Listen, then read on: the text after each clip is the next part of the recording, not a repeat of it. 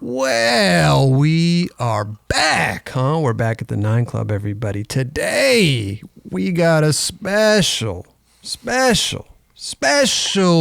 guest. Another one.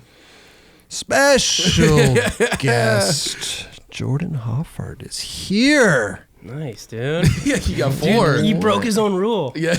Raj makes me do things. Yeah. I That, request him every once in a while. yeah, but I don't know why. Because now our next guest is going to be like, I want 4. I want 5. I want 4 is 10. going to be the I want- medium now. Yeah. Pretty soon, the whole episode is just going to be special. I don't know. You just hit me like I feel that was really nice. Well, He did get really happy. I got happy. Dude. Warm and fuzzy. well, dude, we're stoked you're here, bro. Thank you so much for coming by, dude. Yeah, dude. I'm stoked to be here. I was gonna say like, did you run out of guests? Or- Come on, dude. Come on, man. Well, never mind, I guess. You're fucking gnarly, Yeah. dude. This is, bro, this guy tailslid Staples Center Hubba back in the day, bro.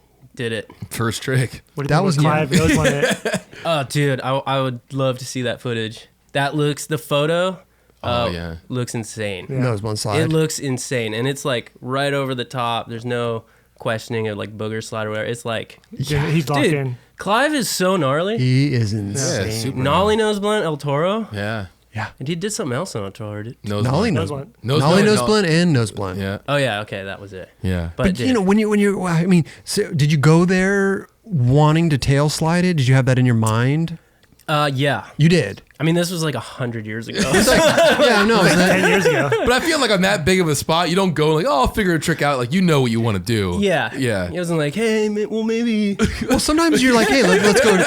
Sometimes you're like, hey, let's go check this out, and Yeah. then you're like, this is doable. I could probably tail slide this, Yeah. but you had it in your mind to go. Well, originally, I kind of like, back then, it was like Jared Lucas, Bones Wheels team manager, and DeVille Noons, Powell team manager. Yeah. Who are both still the team managers It's of those insane. companies. That's awesome. But that was like, between the two of them, it was like, I was terrified for probably, Well, DeVille's definitely known for taking people to Yeah. gnarly spots. I was terrified for like 6 years of my life, just getting taken to by far the gnarliest spots, but like not really being in the scene Okay, day in, day out, and coming from, being a foreigner.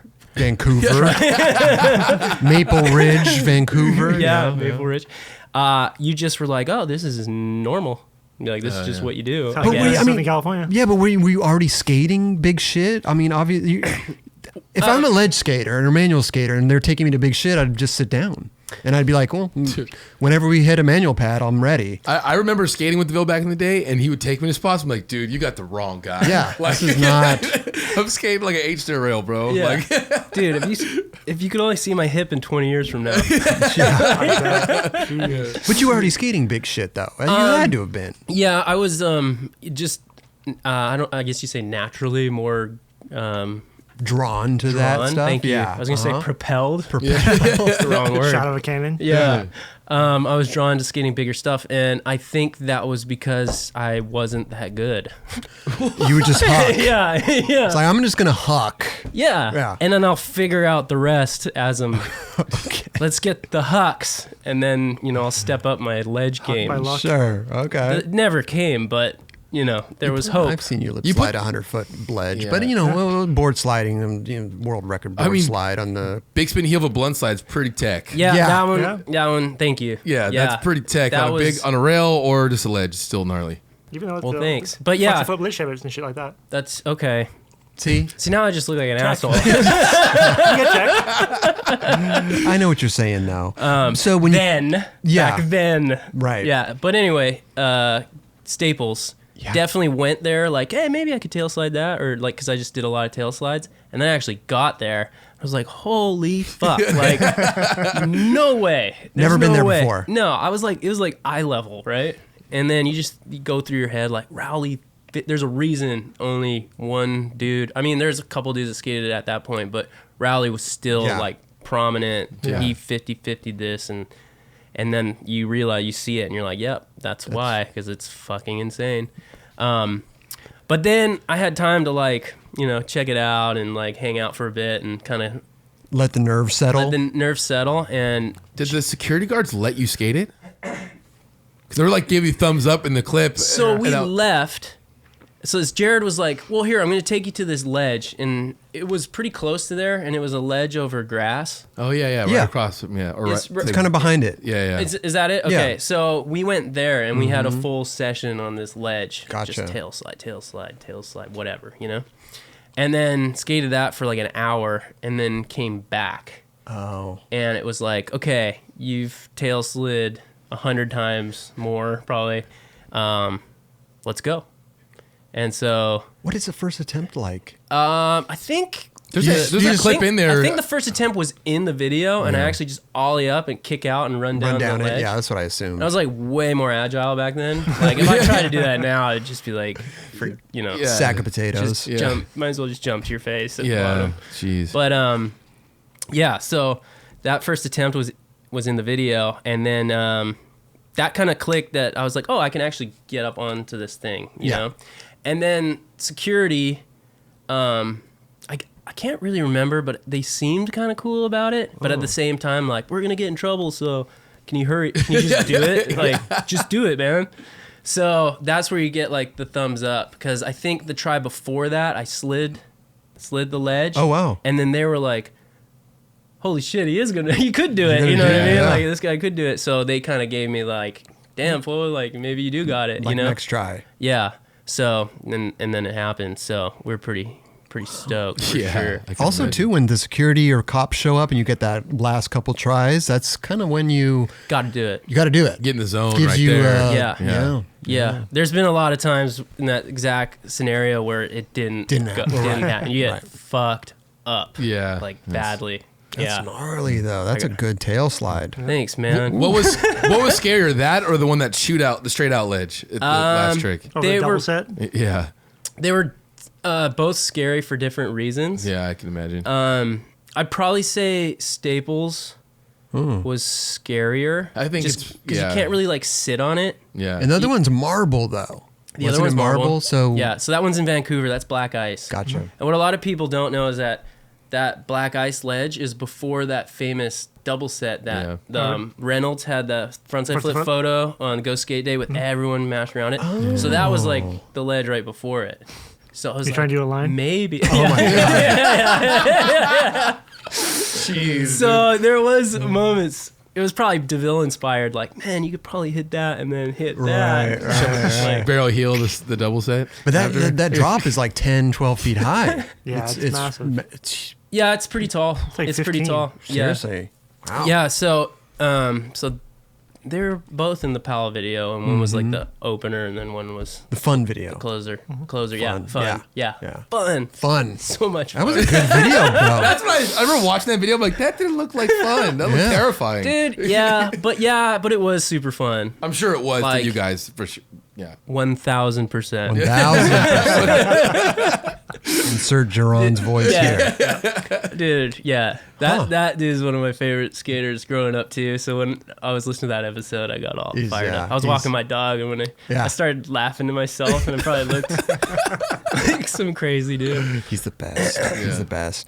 Yeah. Well, not only that is you grew up in Vancouver, Yeah, so I grew up in Maple Ridge. which is outside of Yeah, it's- Vancouver, kind of. Yeah, it's about an hour east of Vancouver. Okay. And Maple Ridge is actually it's actually known for a few athletic, like professional athletes, like Cam Neely. Who are the He's hockey a players? Hockey player, yeah. We had like Cam Neely Arena. Oh wow. So and then we had Larry Walker, the MLB.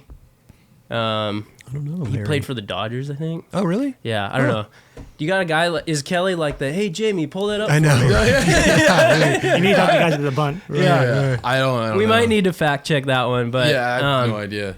and then we had Greg Moore, which was like he was a kart, like not Formula One, but Indy, Oh okay. and he passed. He got in a car wreck, wow. but he was actually, his family was close with my family. Interesting. Yeah, yeah. No way. Yeah. Okay. Wow. So just to name a few, and then the most random of all people. Do you guys know the show Property Brothers? Yeah. Yeah. So that was Andrew and John Scott, The twins. and I grew up with those dudes. Really? Seriously. Yeah. No way. And so they used to take me to go play like basketball, and like they were like big brothers kind of. And then I was in karate when I was really young, and they did karate, and like they became really good friends with like my family. Interesting. Dude, it was so rad. And now they're like superstars. Oh, they just did the whole Brady remodel thing. Yeah. The Brady house. Oh, see? Yeah. I don't know. You don't follow them? I walk into Chase Bank and I just see the fucking cutout. I'm like, holy shit. Trust me, I love all those remodel shows, Yeah. the HGTV stuff. Yeah. You know, Fixer Upper and shit. But that one was like almost out of no. I mean, they've probably been working on it behind the scenes for years, but that was kind of like a holy shit. I mean, our town was like 30,000 people, maybe, you know, at the Crazy. time, maybe smaller. So pretty incredible that a lot of those I mean, they're big. people Bring made it yourself. out of there. Yeah. Yeah. And then, you Yeah. know, at the, top of the list.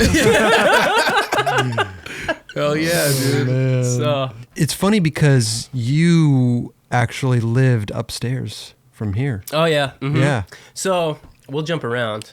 Well, I just wanted to be, because it's, I mean, we were talking about Vancouver, but it's funny that you lived literally. Come like full circle. Yeah. Yeah. Yeah. So yeah, I forget if there's only two, right? There's this one and that one. Or is there four? I forget. There's 2 apartments upstairs. 2 apartments. So Yeah. I think we lived in that one. You want one right above us. Oh, okay. Yeah. Yeah. You Oh. heard us. Oh, would Yeah. you complain, No, Raj? it's funny. if It's you like heard- they were living there for a while, and we never ran into one another.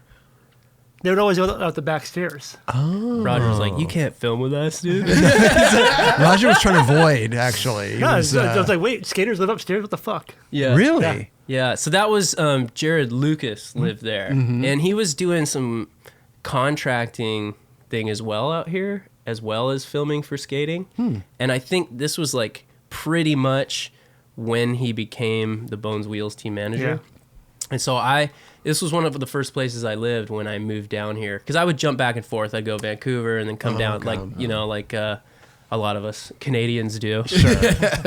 We could only legally be here, I think, 6 months. Oh, wow. Yeah. So this was one of the first spots that I came down to when I started like transitioning So fun. So you didn't even need directions to being get here. American. It was just, you already knew how to get here. I already knew how to get Yeah. here. Yep. Wait, you knew that you were coming here though, right? Like to this same location? Yeah, it's just been so long. Okay. Yeah, but I remember like we were trying to film some sort of like early YouTube-y series kind of thing, like Narcar. Oh, that's right. It- You guys were out back, like, building on Jared's truck or something like that. Yeah, it was interesting. But I remember waking up and going outside, and there was a homeless lady sleeping in the front of inside the car. Oh, Yeah, inside the car. Inside the car. And so when I pulled up, I was like, oh yeah, that's that lady. We have the footage. You have to ask Jared. It's pretty funny though, because like we're like, excuse me. Like, You're in our vehicle. it was interesting, but yeah, Venice is tight. Yeah. Yeah. Like that. Yeah. That's Yeah, funny. Interesting Venice people is here. tight. Yeah. So you would go skate Vancouver a lot, or would you Yeah. just stay in your little town? To bring it back, let's just go. I'm just gonna go to the beginning. Yeah. Totally. So- How'd you start? Yeah. What weight were you born at? Yeah. How much did you weigh? 7 pounds, 9.5 ounces. What time of day? Yeah. 7:12 p.m. I remember like it was yesterday. Yeah. No, so was born in Maple Ridge and got my first introduction to skating when I was 6 years old. Yeah, because my uncle was a freestyler. Wasn't Kevin Harris? What's that? Wasn't Kevin Harris? Yeah, it was Kevin Harris. No. No. Wouldn't that be something? You'd be like, you've been holding out on it? Don Brown. No. Okay. From England. But shout out Don. Rodney Mullen. Yeah, No. Okay. his name's Rick. We're never gonna. His name's Rick Hoffart. Okay. And I doubt you heard of him. But anyway, he was a freestyler, and he stayed with us one summer, just passing through, living the dream. Gotcha. And when he was leaving, he had his freestyle board, and he had a hockey puck drilled to the tail, and that's how he'd like stop and do the freestyle moves. Oh. Hockey puck? Hockey puck, dude. Super That's Canadian. so Canadian. Yeah. That's the most Canadian That's thing pretty ever. tight, though. It's pretty sick. So I had a baseball attached to my tail. that's where you learn the manual. Like you couldn't go any further. exactly. Yeah. So hockey puck screwed the tail, and then he kind of just would like snake around in our patio and then like do some twirls. Okay. Or whatever you call those. Yeah. Twirls. Sorry if I'm butchering like freestyle right now. But he left the board for us, Sick. my sister and I. Okay. And then so we started playing around with it, and then for Christmas, my parents got us Nash boards from Zellers, which is the Canadian equivalent to basically like Kmart. Kmart or okay. Walmart. Okay. Yeah, I'd say it's like Kmart a tier. level. Yeah, Oh, Kmart gotcha. level for sure. But it was like they were horrible. Sure. But you know that was our introduction, and so I took that hockey puck off his and I drilled it onto mine. Nash You thought board. that was the way. Yeah, I thought that was like you had to do that because it had all the guards on the trucks and everything, and like neon green. And I don't know, it was sick. All it's missing is a hockey puck. That's all I was missing, dude. Yeah. Yeah, so that was the first taste, and then then I got into other like kid shit. Whatever. Hockey? Little activities. No, I was horrible at hockey. I was like the dude in the Mighty Ducks that couldn't stop. Oh, So I sick. just Crashing that thing. slam into things. And something about like waking up at 5 a.m. to go before really? school to go play hockey. Yeah. And my homie Tori played hockey as a kid, and all his fucking like his bag smelt like so. It smelt shitty. You know what I mean? Yeah. BO and It's BO. sweat. I was yeah. just like, that doesn't sound awesome to me. You know, like I'm not Okay. trying to be cold as fuck in some gross hockey gear. Right. Yeah. And then I gotta go to school. Like, Ugh. nah, dude, I'm good. Worst. So, and I sucked. So there you go.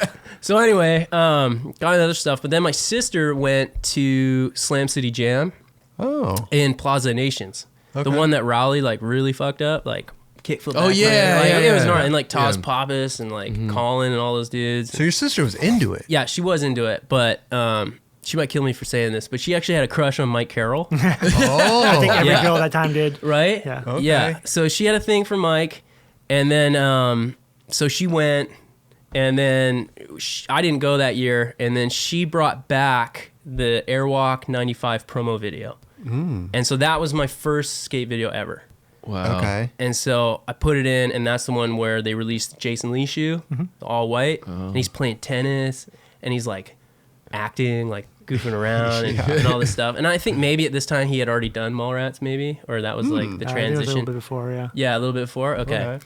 But anyway, like that cemented in my head. Like that was a pivotal moment in my brain, you know? I was like, this guy's fucking sick. Okay. So before then, no videos. You were just No. hockey pucking around, Hockey pucking around, dude. twirling, and Twirling. trying to emulate your cousin. Did you say or your, my uncle. Your uncle. Yeah, Rick. Rick. Yeah. Rick Hoffart, yeah. So anyway, that was the first taste, and that video, and like Sluggo was in that video, Sick. and that's when he did the accidental like backflip and landed like 3/4 down the transition onto his knees, and he's like, "Fuck yeah!" I was I've never "Whoa." seen that one, You haven't actually. seen it? No. Check it out. And then Hassoy's in there skating Chicken's Bowl. Okay. He's got all that shit Yeah. flying around, you know, Flair.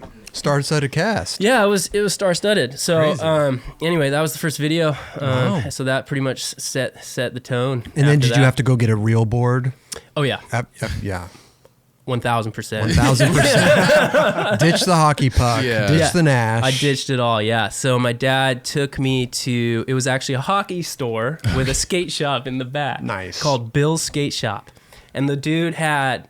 Turns out he was like a child molester, like Oh, wow. sketchy dude, or like would go around town flashing fools and like What? really sketchy dude. Found this out after, but like had like a claw or something. I might have made that up. No. Something about that. Anyway, weird dude. I don't know. That's not really relevant. That's where you got your first skateboard? Yeah. It was the only skate shop. What So did I you was get? like, sometimes you gotta take the hits to get the gold, you know? Just avoid Bill. Just avoid Bill at all costs. So it was a little skate like pop-up shop in the back of the ice skating shop or hockey shop or whatever you call it. And my dad got me a Santa Monica Airlines Ever Slick, and it was like almost 9 inches wide. Wow. Yeah. And then I got indies from, I think my cousin gave me some indies. And then I had, I think they were OJ like 3 or something, those kind of wheels, but they're like Big old. super wide. They're like almost as wide as the truck. Okay. Yeah. This board was huge. Yeah, but so that was my first setup. Wow. You basically set up like an 80s clip complete. Yeah, pretty much. And it was heavy, and it was like, and I was tiny, and so like once you got like, if I just basically had to stand on it, and it would just take It it would there. go. Yeah, but good luck trying to like do anything. So maybe that's what played into me just going straight, hucking, and Yeah. Oh, that's amazing. you're going along with the ride, man. Well, I always find it interesting because, like, you know, Canadians, it's a harder road to navigate with like sponsorships and Right. stuff. You know, sometimes some have it really easy and they kind of just fall into it, but other times it's distributors and you have to go through jump through a lot of hoops. There's always that weird stigma about Canadians too. But Yeah. back then there was. Oh yeah. Yeah, Like, right. Now it's like everything's chill now. Yeah. Yeah, Canadians are fucking cool as shit now. Dime? I mean, Paul Hart's amazing.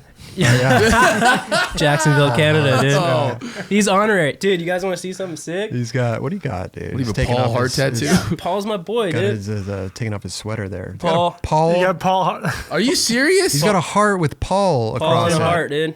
Just let people know I'm not related to Paul Hart, so. Yeah. Okay, is that a bad thing, dude? Well, he's Canadian. How drunk were you when you got there? I'm kidding. remember I'm kidding. Whatever, I'm American now, fool. But did you have a hard time navigating? Like, how was your sponsorship route? How did that go? I was so fucking clueless. Yeah. Like, still am. Pretty much. Like, nothing's really changed. But, no, I was... so, my first encounter with sponsorship was... I was at New Westminster Skate Park. And if you go back to... Alex Chalmers' first flip video part, he skates that park a lot. And Is that the one that a lot of where people you fly skated? out of? Yeah. Canadian flyouts. Like I mean- Penny would skate there too. You see that clip of Penny? There were like hips and like it's kind of bullish. It depends, because there's like 3 or 4 of those parks there that have been there. I think ones you're with- thinking of like Griffin and Sealand. There's one with like graffiti all over the place. Yeah. Well, I mean, they all do. It's tough. It was one of those. There's no like lip on it. It's just like round at the end. Yeah. Or like the top of the transitions, right? I think I know what you're talking about. Oh, okay. The But one McCrank always skates. We're describing this so good right yeah, now. yeah. The hip. Let's just, for story's sake, let's One just say slug will do yes. the back of about a Yes, Yeah. that is the one. I think it's in Saskatoon. Yeah. But we could be thinking of a different, I don't know. So that's the park. Okay. All right, with the hip and the Glad graffiti. Glad we clarified that. Yeah. in the Canadian So, flyouts. That The Rick Canadian McCrank flyouts. skated. Yeah, the That Canadian skated. That yeah. all the Canadians skated? Yeah. I think Chris Haslam skated too, but Yeah, definitely we got in the mix there. So I was skating the hip, and a guy came up and was like, "Hey man, it looks like you're having a lot of fun. Here's my card. Let me know if you ever need a skateboard or whatever." oh wow. Was it Bill from the skate shop? With Yeah, the claw? Bill. It wasn't claw. But Okay. He didn't whip out the claw. Okay, I was like, that's scary, dude. Yeah, no. This was PD from PD's Hot Shop. Okay. Skull Skull Skates. Yep. So that's pretty like legendary, Oh. like Canadian skateboarding right there. But the way he phrased it was like, "Hey man, like you look like you're having a lot of fun."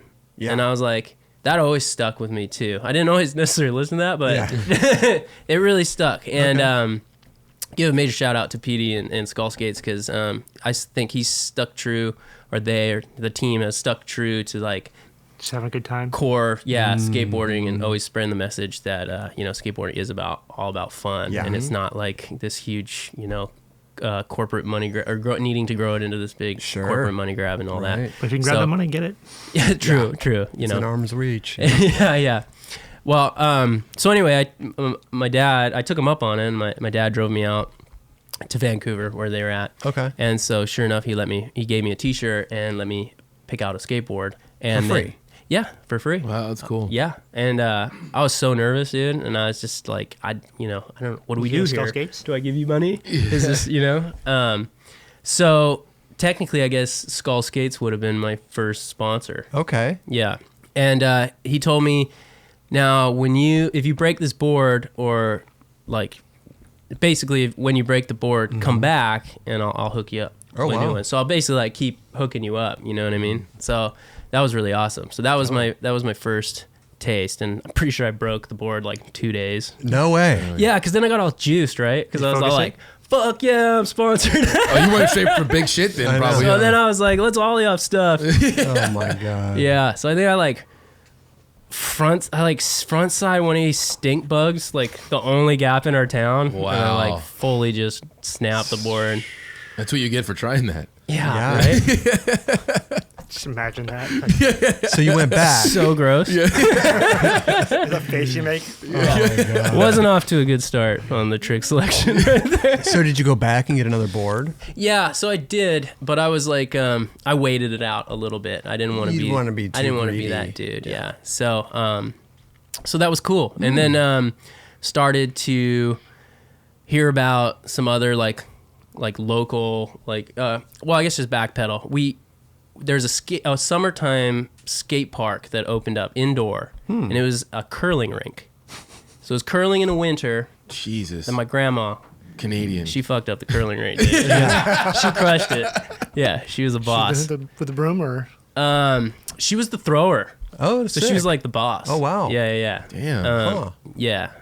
We should get her on the show. That'd be amazing. I'd love to know more about curling. Oh yeah, we need to know more about that for sure. Curling is amazing. This is before it got really big. Oh, now it's huge. So yeah, sells out stadiums. it's in the Olympics. It So really does. Yeah. So anyway, during the summertime, they'd close the curling rink down, and this was the first build that New Line Skate Parks, which is a big Canadian skate park maker now. His name Kyle Dion. Okay. It's like him and his brothers. So they would build the skate parks during the summer. So we get all excited because each year it'd be new. It would be different. It'd be Oh, different, neat. right? Oh, wow. Those things. So they started doing like local contests, and there was the 4-2 crew, which was the generation before us. So it was like, guys I like idolized. Sure. Not idols. Yeah. Well, Idolized. Chalmers. No, Chalmers wasn't. This was pre-Chalmers. I didn't. You weren't hip to. I didn't know outside of our bubble yet. Right. Oh, okay. But yeah, it was guys like Trevin Sharp and a lot of these local guys that, still in skateboarding up there in some aspect. But those were the guys, and we just wanted to, just be around them. Rub just, elbows. rub elbows, yeah, Sure. and get in there. So that was the spot every summer. We just go there. We'd skate over to 7-Eleven, get one of those greasy pig like hamburgers, like the $2 Canadian bacon. Dude, I wish. It was like the nacho cheese. I don't even know what it was made of. It was disgusting, but it was like $2, and like we didn't have any money, so it was like grab that. You ate that. Fuel up, Protein burger. just sweat grease for like the I mean, next you're a kid, right? 6 It's hours. Breakfast of champions. 100%, yeah. 1,000%. Yeah, sorry, blew that one. Oh, But anyway, yeah. So that was the spot, the neutral zone. Okay. it was called. Yeah. Sick. So that was the go-to, and then as we got a little bit older, we started expanding into the city, venturing off to like Vancouver, and this was prior to cell phones. So it was pretty crazy hindsight looking back that my mom and dad were just like, we would leave Friday right after school and jump on the bus, and it should only take like 45 minutes by car, an hour to get to the city, but we'd ride the bus for like 3 hours because you had to take like 4 different buses, you know what I mean, Stops to and get down there. Wow. And we'd bus into the city, and we met some locals there, and the park was called Douglas Park. And so we met our buddies. It was like a dude named Price Holmes, who then went on to with Supreme. He was like, he's a wow. manager at Supreme. Okay. I don't know if he's still. He's doing Alzheimer's. Oh, sick. Okay. Yeah, Dope. so that's Price, and then my buddy Tori Goodall, and I think he's I don't know if he's the team manager at Palace now, or he's like doing something. But anyway, he's living over in England, doing something like that. Doing something. Yeah. Okay. Yeah, and then a few other guys, Zach, Dario, Pete, and that was like our crew. So that would be it every weekend. We'd link up with these guys, and they would kind of take us around the city and show us the ropes. Yeah. And you would stay with him, or Yeah, and we just stayed. So I think Tori went first, and then he came back and like reported back to us and like, yo, He was a scout. he's the scout. Yeah. He's like, these dudes are sick. Like you gotta come out. So I was like, all right, I'm in. So that became your routine. That was it every weekend. Crazy. Boom. And then we were like the DPOG. That was what formed Douglas Park Original Gangsters. We were like 12. Right. Well, do you have a tattoo of that? I do. Yeah, nice. it's on my chest. Yeah, Sick. this is my first tattoo. Wow. Yeah, dude. Did you get discovered there at the park, or was this? Did you have to make sponsor me videos, or how do you? I did, dude. I made sponsor me tapes too. Okay. I did whatever. Who are you sending them to? So, Distributors? yeah. So if we maybe it was around the same time. Huh. But I went to one of those contests outside of our home park. We caught wind that there was a contest in a neighboring town. Mm-hmm. So I went there, and by the time I got there, I had missed my heat, and I was supposed to be in like intermediate. Okay. So that they were like, man, you could just like enter advanced. Oh. And I was like, oh, I don't know, dude. And then so I was like, fuck it. Like, I think my dad was already pissed. Like, I'm not driving home now. Like, you're in it now. better You know? skate, Yeah. yeah. Yeah. He's my dad's cool as shit. Like, he probably wasn't that pissed. You know? I don't want to throw him under the bus like that. Sure. Sure. Yeah. So so I was like, fuck it. Let's go and advance. And then I think I came second. Sick. Nice. So Will you tell Fuck your yeah. roommate Jared upstairs to be quiet? I don't know what they're doing. Are they up there. sawzawing? Yeah, I don't know what they're I doing. felt like they might be coming through the floor right now. Yeah, he probably wants to come down and say hi. No, he doesn't live there anymore. He doesn't live there anymore. He's moved on. Yeah. Do you want to stop? No, it's fine. It's fine. Should we This go is Venice, dude. We got construction. We got fire engines, police. I mean, anything could happen out here. I was like, we could go tighten them up if you want. Oh, okay. Show him your DG whatever tattoo. DG. Yeah, dude. D whatever. Got this when I was 12. I'm just kidding. Douglas Park Gangsters. Original gangster. Original. Yeah. Sorry. Yeah, Yeah. they might upstairs. They might be threatened by that. Yeah. We'll give them a pass on this one. Okay. Yeah. Okay. But yeah, so we ventured off to this contest, got second in advance, and Amazing. then the skate shop that was putting it on basically asked like, hey, you know, who do you ride for? Or do you want to ride for the shop? And I was still getting boards from PD, and so that was like the first confliction, Right. and I was just devastated. Did you go with the other shop? I did. I went with the new, you know. 'cause Oh. that was my first taste of like negotiations. You were what, 12? Yeah. It's like, what? What can you do for me? yeah, exactly. So yeah, they were closer to home. Okay. So that was one thing. And then the dudes that I idolized, that 4-2 crew, Uh-huh. some of them skated for the shop. So it was just a little bit more of like a fit. And they had a mini ramp at the shop. Oh, So I you're could gonna go there. Yeah. and skate the mini ramp in the back. And it was just like, It just made sense. it made Yeah. sense. Yeah, Yeah. right. So I ended up jumping ship, and that shop was called Level. Okay. Yeah. So I rode for them, and then just kind of kept doing that, entering contests a little bit more closer to town. Huh. And then I went to the Bowl Series, Uh-huh. and this is the park I think you guys are talking about. But there's Sealand and there's Griffin. Okay. And those parks have been around late 70s, early 80s. And you can see like all the Red Dragons back in the day, like going over, you know what I mean? Like slug. Yeah, Like that? exactly. And then, yeah, they're going over. Yeah. The No, No, knuckles. the one with Alex, he does like the backside 360 kickflip fly out. That was White Rock. Oh, okay. I'm Yeah. thinking of that. Or, Yeah. Yeah, okay. 'Cause that's where Penny skated.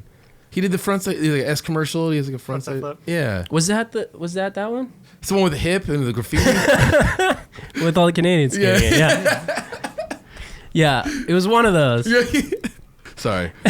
No, it's awesome. But anyway, enter that, and that's when I met Alex Chalmers. Okay. And Alex Chalmers introduced me to the guys at Time Bomb Trading, which was the distributor for Soltech. Yeah. And I think they did Fresh Jive at the time, Drawers Clothing, Okay. a few other They've done a lot. Dragon Yeah. sunglasses, I think. But that was Garrett Louie and his whole family. Shout out. Garrett's G-Man. awesome, dude. Garrett's his whole family's awesome. His dad, that's another story. But his dad is a legend, dude. That's awesome. So I met the team manager who was Judah Oaks, and I don't know if you guys know Judah. Judah's awesome. Judah's great too. Yeah. He's like a fly fishing instructor now. Really? Like out in the cuts. He got out. He was like the TM. Yeah, Got the Jeff Raleigh rule. He was kind of Yeah. like the TM of it, kind of, right? Yeah. He was And like a photographer too, right? Yep. Yep. Wow. So you hooked up with them. Yeah, And so- you were making sponsor me tapes to try to. did they want you on a certain brand, or were they just going to flow you? Like, how does this work? How did it work? So it's basically like you're on, like they start with flowing. So it's distributor flow. And then they kind of start asking for demands. Like, we need footage. Photos. Okay, photos. Like you're going to go out with Judah and you're going to shoot photos. And then Judah would bring a filmer. Okay. This dude, Ethan Miller, who I filmed a lot with, and he passed away actually a few years ago. So rest in peace, brother. But he was a huge part of me being able to get out there, so to speak.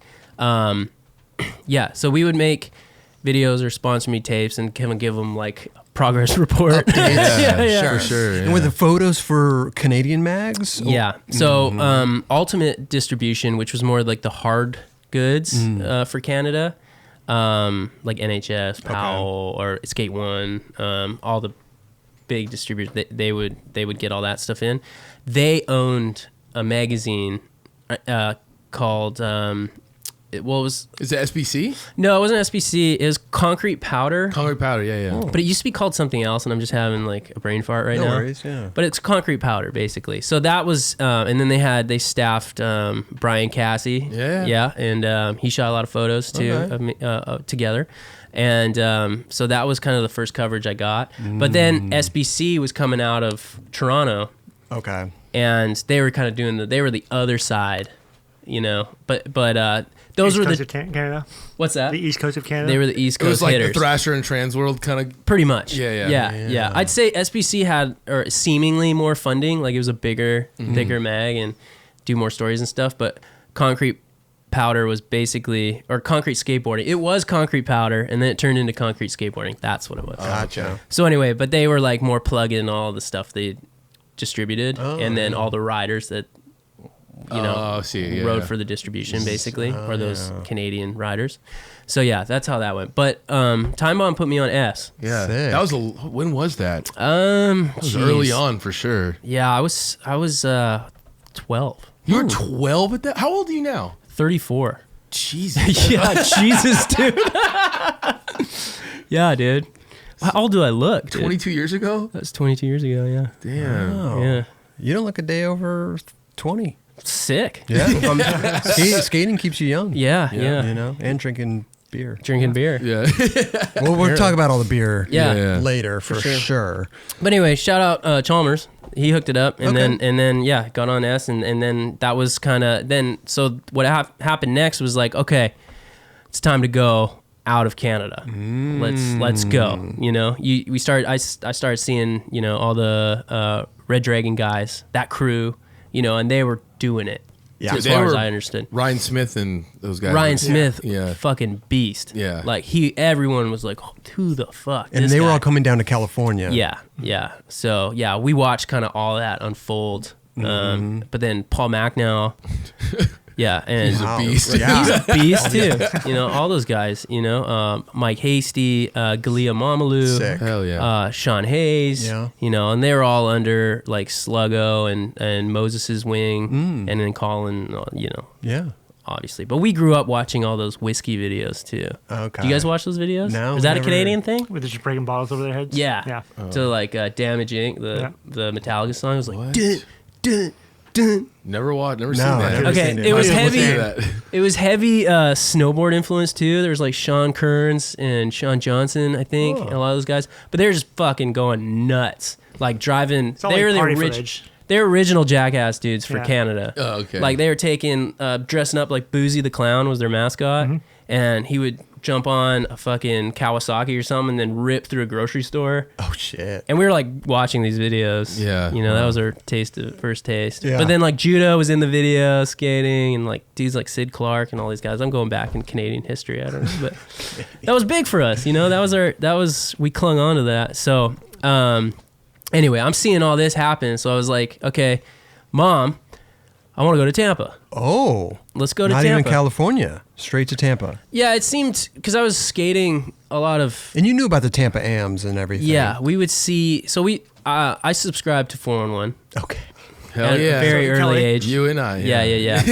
For whatever reason, too, issue 24 really stuck out And I don't know, I'm trying to think back why, but I think that might have been around the time where I started really paying attention. I can't remember. I have to. Well, yeah. Yeah. Because I remember Tampa was in, I think, 22. Was that it? I think Maybe it was 22 then. Yeah, it was one of Andrew Reynolds' profiles. I don't know. I'm just Fucking 401. I know. I don't. I, So I was never a insane. 401 No? kid. No. Yeah. No. I mean, I would watch them, but it wasn't like. But that's where, like, I'm Who was on the assuming, cover of 22? Andrew Reynolds. He's awing over this rail into a bank. So insane. But, like, no, but, like, when we saw those videos as kids, like, Tampa was the shit, Oh, yeah. basically. But yeah, anyway, so convinced my mom to go to Tampa. Okay. So she went with you. Yeah, but I'm trying how to set this up. I'm doing a lot of setup right now. Go ahead. A lot of What are we- irrelevant setup. What are we talking about? So I'm trying to mesh in where I started skating with Chris Haslam. Oh, yeah. Because I met Chris through Judah. And we started shooting photos together and linking up with Brian Cassie, who's another photographer, and then Ethan Miller. We would like link up and skate. Okay. And Chris had just moved he used to live in Singapore. Yeah. And he was showing me, I remember seeing footage of him just fucking ripping in Singapore. And nobody knew who this guy was. He just kind of showed up. Right? And he had, I mean, you remember seeing early clips of Chris Haslam. He had a shaved head, like bucket hat. Yeah. He had, was all jersey, like red DCs. Sported out. Yeah. Yeah, Sporty, he was- sporty Chris. Yeah. Sporty Chris. Yeah, for sure. Yeah, which was fucking great. Hell yeah. I love Sporty Chris. Deca Chris. Yeah.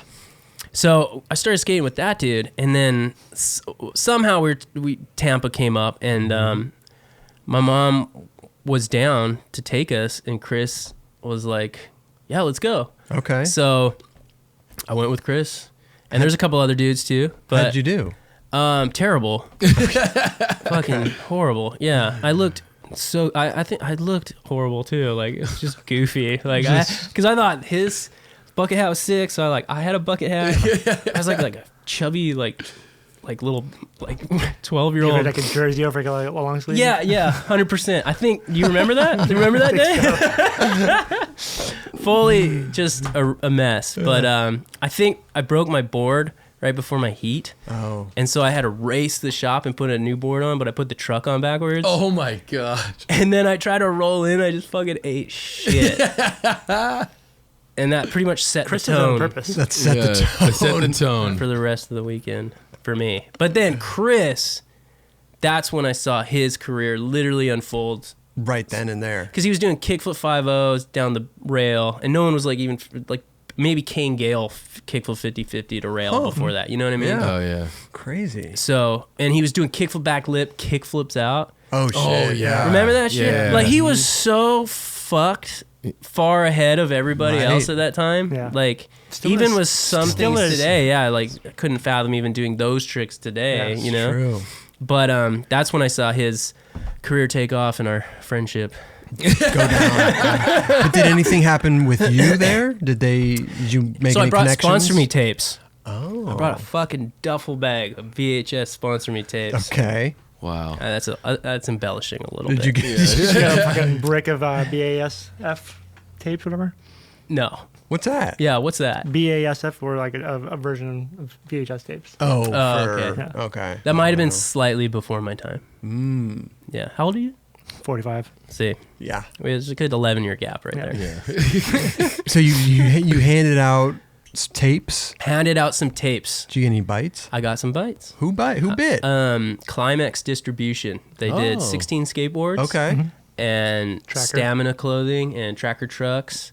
And I think that We was had neighborhood too, right? Neighborhood. Yeah. Julio De La Cruz. Yeah. Cruz. Yeah. I So- saw him do an underflip, and I learned underflips because of that dude. Wow. Yeah. That's awesome. Sick. Yeah. So you got on 16 I got on 16. Yeah.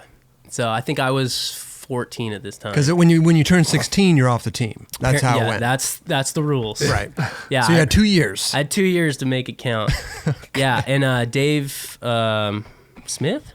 Dave Smith was the team manager at the time. Okay. So At least it wasn't Bill. Yeah. it wasn't Bill. Yeah. So they sent you boards out to Canada. They sent me boards to Canada. And when I got back from Tampa, a couple months later, they basically asked me if I wanted to fly down to California and see the warehouse and maybe try to link up with Sick. some people to go skate and film. And that's when I met up with a filmer, Drew Doran, and he worked for Progression Video Magazine, and so that was my first trip to California, and we filmed for 3 weeks, and then I didn't really know like that was what we were gonna do.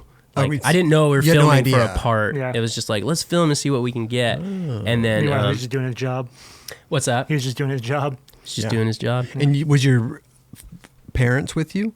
My dad came down. Mm-hmm. Okay. For 3 weeks? Yeah, so I'm trying to think. I think he didn't stay the whole time. Yeah, he just Maybe wanted to make out. sure that I wasn't getting raped, right, or something like this. Yeah. You know what I mean? Make sure you're all good. Yeah. It was Bill, low key, luring me down. Yeah. International waters.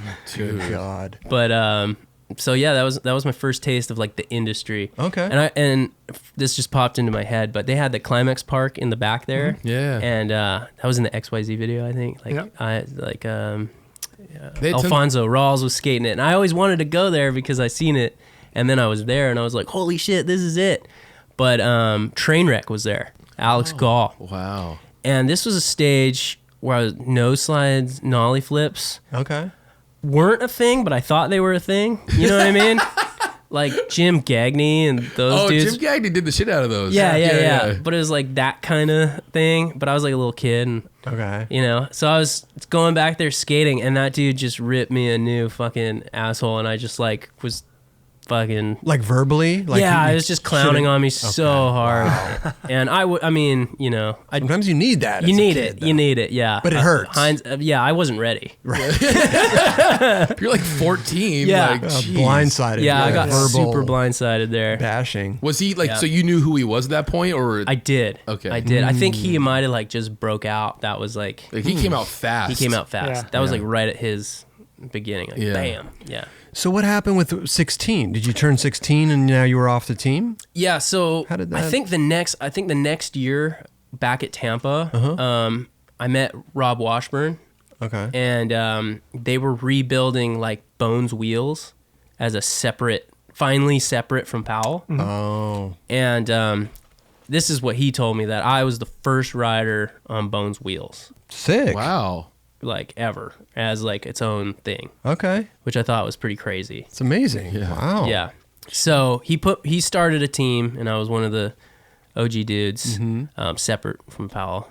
Might need to fact check that, but that's as far as I understand. Sounds cool though. It sounds super cool. I'm claiming it. Yeah. All day. And then the talks of what are you gonna do next year when you're 16? When you're 16, what are you kicked gonna off do? this company. Yeah. So I a senior. Yeah. Yeah. They're gonna make 17 skateboards. Jeez. But here you are. You have this direct connect with Powell. Exactly. Yeah. So I didn't bite at first. They kind of threw it out on the table, and I didn't bite. Now, did you know about 16 skateboards? Did you know that, like, hey, this isn't going to last forever? Yeah. You did? Yeah. Okay. At this point, it was like... kind of a known thing. It was a known thing. Yeah, gotcha. for sure. Okay. Because all the other guys had moved on. Like, if you remember, like, Zared Bassett and Spanky. A lot of dudes. Yeah. Yeah. Just in and this case. dude, Ice. Nice. Just in case. Yeah. They just called this dude Ice, and he was, like, probably 12 or 13, and he had fucking tattoo of ice on his side. Weird. 13? He's tough. Dude, if you're under 16 with tats, You're tough. Yeah, that's pretty. Ooh. Never to be seen again. Ice was never. He's probably in jail. Yeah. Oh, poor Ice. I think there's felonies quickly to follow after that one. But Damn. he was gnarly. But anyway, that was that video. But those guys already moved on. No, what were you thinking about? Maybe trying to get sponsored by somebody else? Because you weren't biting on Powell. Exactly. I was kind of like, who were you gunning for? I don't know. No? Okay. I think like Toy Machine or something. Yeah. Something like You just wanted to keep deluxe. your options open. Yeah, I just kind of wanted to see what was out there. Yeah. Because I think at this time too, had like Ryan Smith and Mac now had already left Powell too, so it wasn't like popping at the time. It wasn't like doing big things. Everyone was kind of leaving, so I was like, Yeah. But then turns out I didn't have a lot of options. Not to clown on Powell whatsoever. So you revisited the option. But I revisited, but the ship kind of sailed, so I kind of like shot myself in the foot. Oh, really? But then they were like, well, they got a new team manager. Rob Washburn just broke off and solely concentrated on Bones. Okay. And then they got a new team manager, Eric. Eric Olson. Eric Olson. Oh yeah. Yeah, Eric Olson. Right? Olson, Yeah. See, I haven't seen that dude in forever. But yeah, what up, Eric? So I don't think necessarily wanted me on the team, but Rob was like, hey, see what's up. Like maybe Give him a chance, maybe, So he put me on his flow. I got flow from Powell, and I had to like come down and like prove myself to like be on the team. Seriously? Yeah. You had to fly down to like Was it Santa Barbara? Santa Barbara. Yeah. So I like flew down. Huh. And, did they have this Powell skated with skate them. zone there at No. the time? That was already gone. That was gone. Yeah, because I think like they used to own the building and then they had to sell. They went through some crazy It was a changes. good park. Yeah, you skated it? Yeah. That's That was sick. the only park we had around. So we'd have to get rides up there to skate the park. What time frame is this? Like, But yeah, when did it close down? I don't know. That's a good question. I'm bad with time frames. That's why I never sit in that chair. I don't know shit.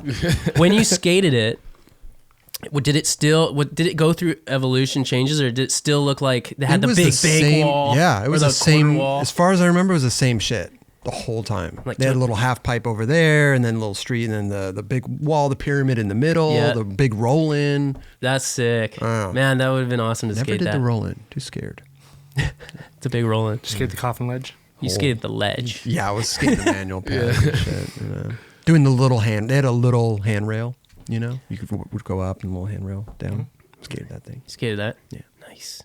So, what happened when you came down here? Did you prove yourself and got on the team? I mean, or I guess like I got on the team. So hucking. yeah, hucking for sure. Okay. Hucking. It was kind of this is before Jared Lucas, and this was before DeVille. Okay. 'Cause Eric was doing it. So there wasn't a big budget at the time, and there wasn't like a whole lot going on because of it. So it took time to kind of like get the structure, I guess you could say. Yeah. So, but I remember it was like Tyler Hansen. Is that name ring a bell? He did like totally. kickflip backsmiths and kickflip Yeah, he came. 50s. Yeah, for sure. Yeah, so they put him on, and then a dude Was he named- from he's from up that way, right? Was he from the valley or I something? believe so. Yeah. Yeah. Huh.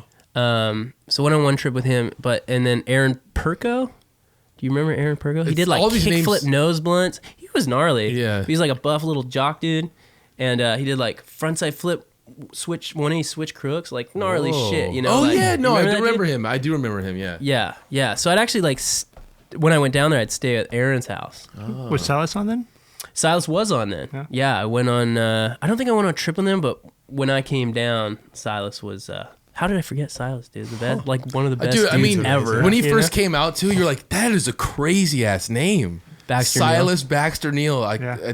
Just like to pop up like that. Yeah. But yeah, he was ripping back then too. Always ripping. Yeah, and you can kind of tell he was like a little bit more than everyone else. And he Yeah. just kind of had that. you Sure. know? So he was destined for great things. Yeah. Especially with a dual last name. Yeah. Yeah. If one name didn't work, he could just kind of switch it up. Yeah. Who's this Neil kid? Yeah. You know? Silas Neal. Silas Neil. Even the name Silas. Yeah, I had never met anyone named Silas before. Yeah. All this Powell stuff was happening in like 03. Yeah. And then 03, 04, 5, 6. And then Fun came out in like 09. Yeah. So that's like quite a bit of time. It was a lot later, yeah. And some of those years, it's they kind of meshed together. The early days, like I said, there wasn't a ton of budget, a ton of stuff going on. So I think I went down there and I stayed and we filmed some stuff. And then, I'd go back to Canada and just kind of wait for a call, I guess, and then be back in Canada and still shooting and filming with those guys. But the industry up there is like really small in comparison, right? Yeah. So you kind of got to figure some shit out. Yeah.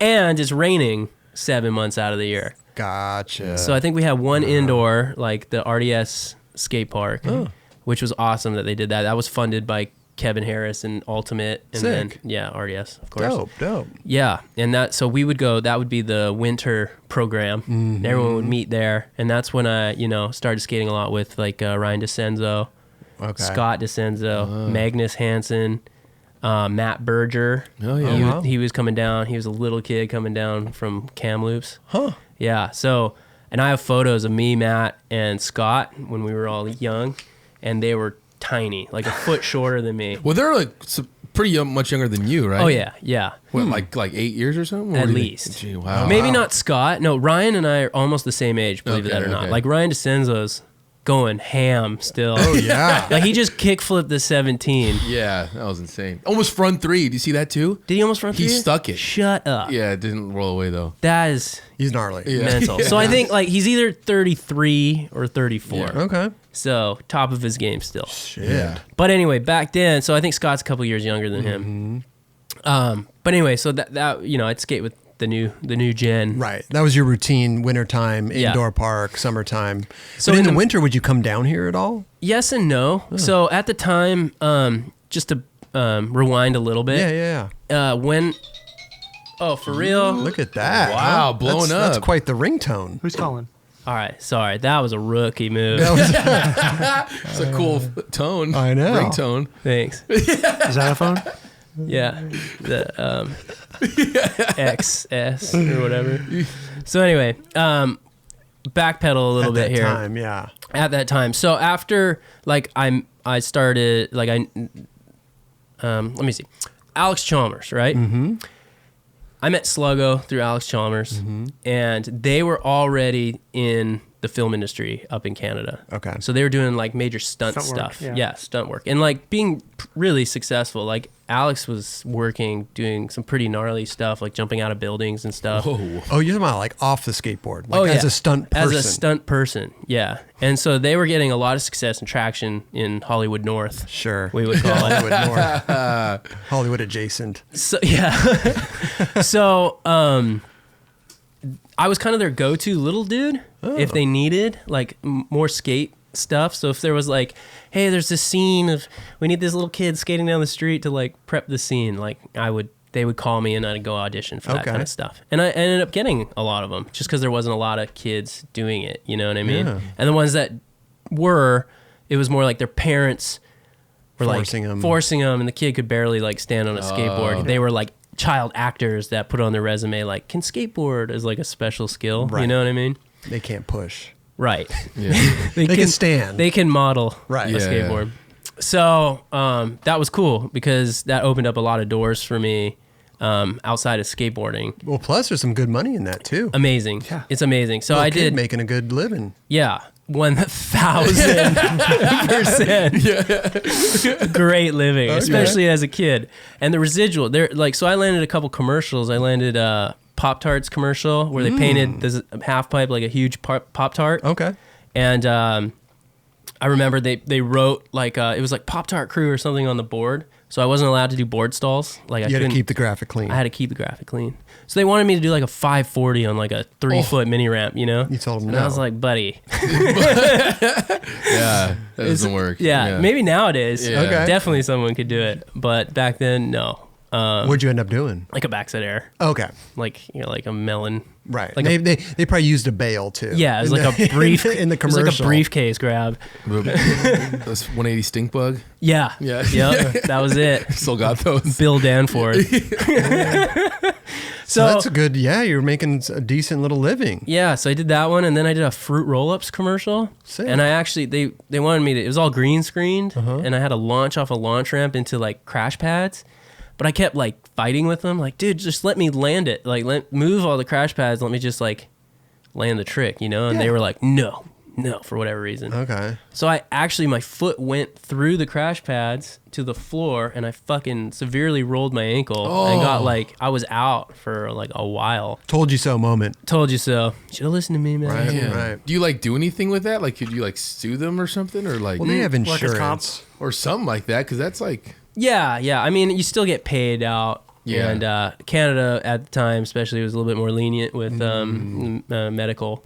oh yeah, So like free. Okay. yeah, So we got taken care of. Yeah. I was fine, but it was just one of those told you so moments. Unfortunate. Yeah. Yeah. So I did a couple commercials, and 6 weeks later, some checks would be showing up at my door. Perfect. And it wasn't like a couple $100. It was like thousands of dollars. And But at that time too, your parents have to. They're like your managers, right? They have to like manage your money. You can't, or they can put money in. I don't know how it is in Canada, but or you can't touch it till a certain age or something, or is that? Not so. I think my mom just had a cosign on my bank account. Okay. Yeah, it was pretty mellow. I don't think, like, honestly, I don't think my mom never really lined up anything. My mom and dad didn't really line up anything either. It was more like those dudes Just open a bank account and. Oh yeah, from that aspect, Yeah. it was just open the bank account and then I'm good to go. Okay. She'd drive me to the bank, make a deposit. Right. Yeah. And then you go to Toys R Us. Yeah. Well, I was a little bit older. I bought a truck. Bought a truck. This is like when I was like 15, 14, 15. God damn. Yeah. You bought a truck before you could drive? Yeah, so I could get my permit I could get my learners. We had like L, like a big L in the back of the window. Oh, wow. You get your at 15 and a half. Yeah. Yeah. So You have to drive with an adult. yeah, and then 16 you can do the written test. So I was like making sure I had all my shit What kind of Yeah. truck? ready to go. I wish I had a photo of it. It was 1992 Mazda B22 pickup. Okay, I have In no Canada, idea we what call it that- Mazda. Mazda. You got a Mazda B22 pickup. Mazda B22 pickup, and it was red. And I bought it off this sketchy dude named Orlando. What's sketchy about it? Well, it turns out like the engine was fucked, and Oh, he that's was kinda- he okay. filled it with like super thick like oil, so you couldn't see it burning. The oil. Oh, burn. he kind of almost scammed Yeah, you a he little pretty bit. much. I pretty much got scammed, but it had these Daytons on it, like wire wheels. Oh, yeah. Yeah, and like DPOG. Flashy. Yeah. Original gangster over Yeah, here. yeah. So I had to look like the dudes in the music videos. Yeah. None of them drove a B22. So you were literally doing all these commercials and kind of making a good living and skating, and you skate for Powell. This was before Powell. This is still. before That was Powell. still before Powell. Gotcha. But I'm kind of trying to like 16? tie them all together. Okay. Oh, yeah, that's right. 16. Yeah, 16 this was skateboards. almost maybe around that time. Yeah. So what were you doing in the meantime between like, getting on Powell and then filming for fun? Yeah. Okay. So, after like officially getting on Powell or whatever and doing that trip, and like meeting all the guys and like getting it going, there was this like little lull, and I just kind of went back and started living my life. Yeah. In Canada, and that's when the opportunity, because I already done some stunt work, I could actually get my performers union like credentials or card basically. Yeah. It's like It's like SAG. it's like SAG. Yeah, but you've for already put Canada. in so many hours and stuff. Yeah. Right, something like that. Exactly. Yeah. So then you get paid at a union rate to do like background work and stuff. Yeah. So it was like $22.50 an hour or something like that. Pretty good. Yeah, it was awesome. And there's all these like union laws, so they took care of you. So it was just kind of like a no-brainer to go do that while I kind of figured out what the hell I was going to do with my life. Or with skateboarding, Right. So in the meantime, we'd be like filming for local videos. We did this one called Baby Steps. I'm pretty sure it didn't make it down here. But I also did, I also filmed for a video part down here and kind of jumped back and forth for Bill Weiss and Dennis for Digital. Oh, Get tricks and die trying. Yeah. Okay. That was my worst video part of all time. Why do you say that? 100% my fault. Why? Just because I was up there, I was down here, I had a bunch of different filmers. It's just the tricks I filmed like weren't very good. Okay. Some were really good, and some A lot of were throwaway. just a lot of throwaway. And the song was just kind of not my shit. And I was going through these like style transition phases. It was just a mess. Nothing It was- worked out. Nothing worked out. What about the purple shirt and the purple beanie, dude? Yeah, dude, I rocked that tough.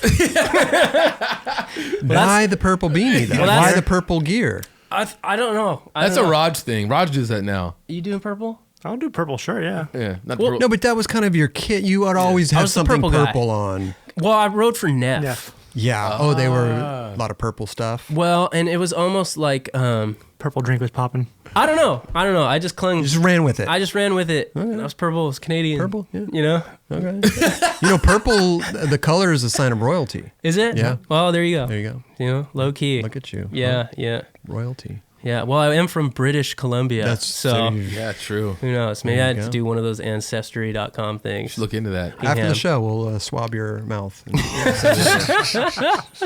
I'll have Raj do that though. Yeah. Yeah. So how did so you're doing the movies were coming into play too? Zolar and some other Yeah, Blade and Zolar. Blade. Yeah. So I was doing background work. Yep. And trying to think how Blade came first, and then it was Zolar. I'm trying to think how I got the Blade deal. It was either my buddy Dave Campbell or it was Sluggo. I can't remember. And you're auditioning for these things. Yeah, at this point I'm auditioning. So you're a full-blown actor. Well, aspiring. Okay. Aspiring. But you're in the biz. But I'm in the biz. And I wasn't like wherever. Like I'll do back. I don't give a shit. Like just throw me in. You know? Let's make some money. yeah. So I was doing a lot of background work. Okay. And then you kind of just are in the inside of the industry now, so you're hearing about all these things that are coming up. Okay. So I think somewhere down the line, like Blade Trinity was coming to town or whatever, and they needed a skateboarder specifically to audition for as a vampire. Okay. And I was like a crew of vampires, like low level vampires, you know, and that was our scene with Jessica Biel. Yeah. And she like posed as this like old lady with a baby, and it was almost like a trap. And then we came in hot, and there was a BMXer coming down this like the, you know, the, what do you call those? Street? No, it was it was like an escalator. I couldn't think of escalator for the life of me right there. So he's going down the stairs. Yeah. Okay. So they're like, well, what if you like slid the escalator? And I was like, okay. So fully set it up, and I was like, had to nose slide the escalator. But wait, but it's rubber. Yeah. Yeah. You no set a rubber escalator? Yeah, but it wasn't like that. It was like, it was all set up. You know what I mean? They modified it. it. Okay. And the only thing they used was me coming off at the end. Okay. And So you coming didn't do into- it though. Yeah, coming into the scene. And So you basically did you did your last trick for your video part, Yeah. but they only used the landing. yeah, exactly. Damn. So there's like a crew of us. I think I know. I don't think I've ever seen anybody nose slide an escalator. Right? Look at that. You should try to call and get the footage. You should. Put it on Instagram. Use it in your last Richard video. Jackson, no slide, tail slide down. Oh, there yeah, you that's go. true. Yeah. But you're talking That's a about little bit cooler. on the banister. Yeah, like on the rubber part. Yeah. So it was but it was on. So it was almost kind of like you're just riding Yeah. down. Oh. Still It wasn't cool, like though. I'm going. Yeah. Oh, so you stalled? And Yeah, then, it just like brought me in. But then you Oh. start sliding. You know what I mean? Yeah. Because you're going down it. Yeah. So It's with not the- as cool as it sounds. Let's So just put it that you way. were basically in the movie with Jessica Biel, but then Yeah. there was these rumors that Right. you hooked up with her, or you were dating her. Or Yeah, this- dating. Yeah. And I tried. I mean, who wouldn't? Yeah, who Don't blame Yeah. you. Yeah. Yeah, I tried. I baked her a pie. Oh, Huckleberry? Apple pie. Yeah, it was an apple pie. Apple pie. What a way to. That's a way to the man's heart, not the women. You know, the food. It's fucking ridiculous. Yeah. But what did you just like? Hi, I got a pie for you. Yeah, pretty much. Was it out Yeah. of the oven? Was it cold? Did you tell her to microwave it? I mean, No, I was hot like, apple pie. Is yeah, good. like straight up out Vanilla the oven, ice cream Brought with it it? there. What to the set? To the set. Yep. And here's your pie. Well, so Made wait, this for you. what was your like interaction with her? Yeah, Like, so the scene was we come in, right? Mm-hmm. And we think it's a 2-for-1. We got the baby, we got this old lady, we're gonna eat, you know? yeah, vampire. And she goes, wham! Like, I'm smoking hot, I'm gonna kick your ass. Oh, she turned into Yeah. a vampire Yeah. killer. And there was like the baby had like garlic. She like had activated like mouth full of garlic, and it like blew garlic in one of the vampires. He's like, fucking garlic. Huh. And then she's like, bam, bam, and fucking cuts him in half with this like, you know, silver sword, and he like disintegrates all sick. Okay. Yeah. So my part is I like come up from behind her and I grab her from the back, and I'm like trying to pull her away, and she flips me over Wow. and then mounted me. Ooh. And then she's on top of me, and she's supposed to punch me in the face 3-4 times, and then grab my arm and break my arm. Okay. Oh, jeez. Yeah. So that was my initial interaction. Yeah. Yeah. And she punched me in the face for real. Oh, really? Yeah. It was awesome. You're always smiling. May I have another, please? Did they tell her to do that, or she was like, or did No, you know? it was like a mess up. She fucked up. Yeah, she fucked up. Is that how you started talking to her? Like, hey, like, You want to go on a date since you punched me? Yeah, pretty much. Yeah, that was it. She owed me one. Yeah. She owed me one. It was a pity date. Yeah. It was a pity date. No, it never. The date never even happened. Never even No, it didn't happen. Yeah. So, and she had I think she had a bunch of friends coming into town, but they were all. She's older, right? They were like 22 or 23, and I was still 18 at the time. So it's like it's dead in the water, like right there. You know, like I can't go to where they're trying to go. You know. Yeah. Well, no. Well, this is in the U.S. No, this is in Canada. But you could do that out there. You can. 19. Oh. So I was just shy of my 19th birthday. So I like couldn't. So I had to play it off like, oh, I'm busy. I can't. Oh yeah. I gotta bake a pie. Sorry, Jessica. Yeah. You know. Well, listen, you were close. It's close. It's more than a lot of people could say. Yeah. Well, I mean, you know. Who is she with now? We both moved on to yeah, you guys, better things. Yeah, She's with like Justin Timberlake or something. I think isn't she? so. Yeah. I think so. Yeah. She downgraded a little bit. Well, I'm sure. Just like the most successful. Okay, so now, so movie career, it's So- going well. How did you make? You made a lot of money off these movies. Yeah, you know, so- you were bringing it in. Yeah. bringing in the dough. Yeah, I was bringing it. Why I not was bringing continue up with some the of whole movie thing? I mean, why not? Why not live Chris's dream? Right. And never skate and just become an actor. You know what, Chris? I ask myself that every day. No, but listen, everything falls into place. Now you own Black Plague, co-owner, and Yeah. it's great. You know, the path you chose was a good path. Thank know? you. And you would have never tail slid Staples Center Hubba and all these other things. Probably wouldn't have gone down. I'd just Never- be super set up. Yeah. You'd be living in a mansion somewhere. Yeah. Who sounds horrible. I know. Yeah. Underwater pool speakers and shit. Nobody wants that. Yeah. But I'm married now. Yeah. And for 10 years. Been with my wife for 10 years. Right. You have children? 2 kids. 2 kids? Yeah, I have a stepson who's just about to turn 16. Wow. Yeah. crazy. Okay. And and then I have my youngest son who's just turned 5 this summer. Amazing. Bronze. Yeah. Sick. So it's Steele and Bronson. Steel Bronson. Wow. Yeah. Okay. My wife's name's Stephanie. I love you very much. Nothing ever happened with Jessica Biel. Yeah. So now what? Okay, you're doing the movies, and then the Powell thing that just kind of took off. Then I mean, what happened? So, You're filming okay. for fun. Yeah. So I went from we did Blade. Yeah. And then right after, literally like a couple weeks later, I found out about some potential stunt doubling or stunt opportunity. They need a skateboarder / snowboarder for a movie called Zolar. Mm-hmm. And it was actually a kids pilot TV series. Okay. And for the WB Kids Network.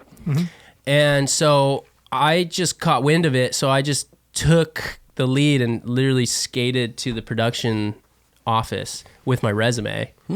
Skated to it. Yeah, because it was like down a couple streets from my dad's house. Oh, cool. Yeah, right there. Hollywood East adjacent. Vancouver. East Vancouver. So I walked it in there, and I just wanted to leave the resume with the stunt coordinator, and I actually met with the assistant director when I walked in by coincidence, and then she was just like, hold on, and so she went into a room and then asked me like, hey, come in here. Do you want, like, I want you to introduce you to the director. So I went into the office and actually met the director, and like he quoted these words like, I'm having a Hollywood moment, and I was just like, What does that mean? Why? is What? this good? Like, yeah, were we good? So he asked me to audition for the lead, like as Zolar. Okay. Wow. Yeah. So if you guys Google Zolar, you might not be able to find it. I mean, it's You can way down in the list.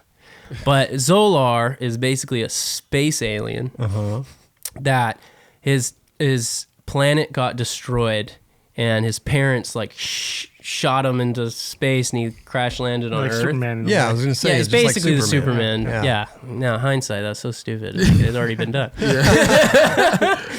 So, and he had these superpowers just like Superman. Yeah. But it was called Cirrus, and it was like blue fucking jizz. Blue goo. Blue goo that like shot out, and it like, energy shields, Gotcha. So I was like the most powerful species or thing in the universe, and now these evil entity that destroyed our planet was coming to find me so it could steal all my power. Sounds like a typical, just interchange super characters. Yeah, right.